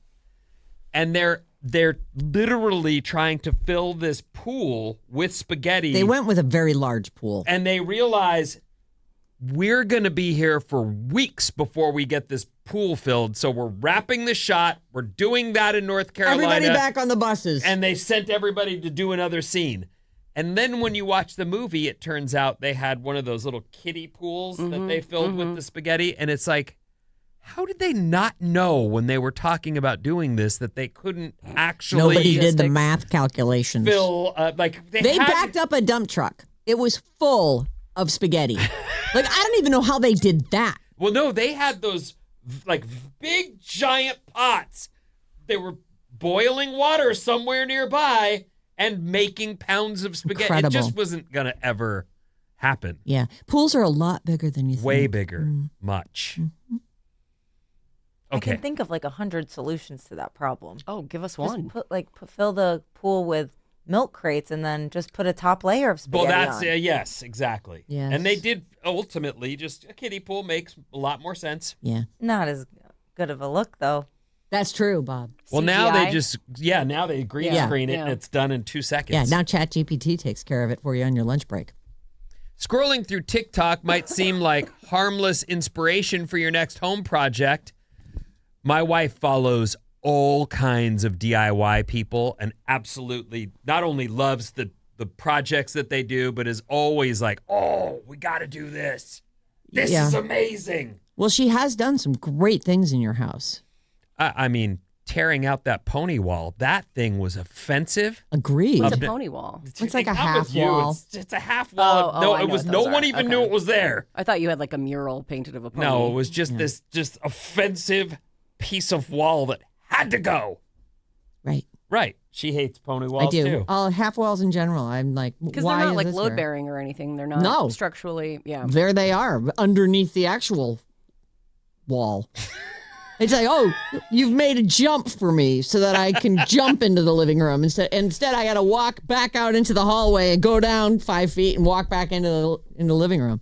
Americans waste 8.7, or I mean waste, maybe that's, Americans waste $8.7 billion chasing TikTok trends that they will hate in 6 months. And this includes some of the home projects people watch on TikTok.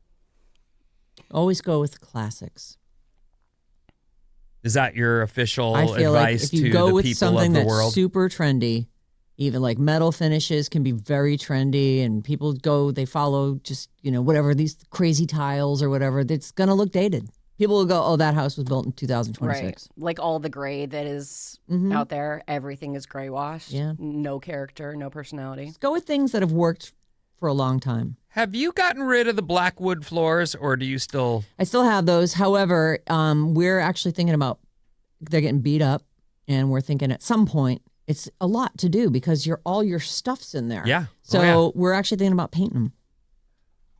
Oh. You have black wood We floors. have stained black, and for 20 minutes a week, right after the cleaner comes through, and they look like a mirror. I think I would probably really like that. They're beautiful. They are actually what's your beautiful. like decor style? I love It's very decorating. like cottage bungalow. I like that. It's a I real like that. California Big cottage. fan. Big fan. Yeah, it's cute. Okay. I'll have you over. What are you doing 4th of July? Oh my God, really? Yeah, oh my God. Oh my God, I'll put it on You're my invited. calendar. I might rescind this invitation later if you don't behave yourself. That's but- fair. I just realized I've not meant to be a hero, Sarah. Oh, but you I've, are such I've a hero. gone Shall far we, too long. shall we play a game? Yes, please. All let's right, end. let's do it.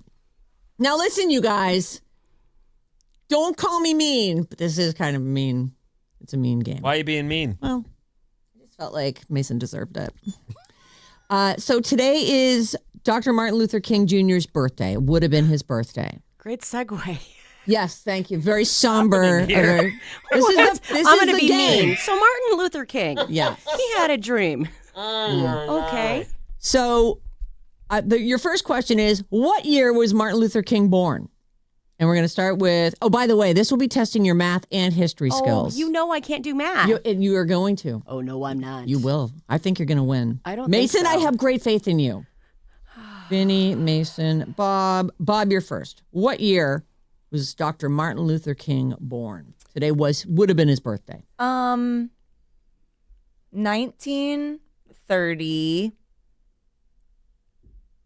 1932. 1932. All right. Vinnie, what do you think? That's not the order we go in. Oh, sorry. Mason, you're next. I'll go. Okay. The 60s, 20s. I'm going to go 46. 46. And Vinnie, what do you think? 39. 39. This point goes to Bob. He was born in 1929.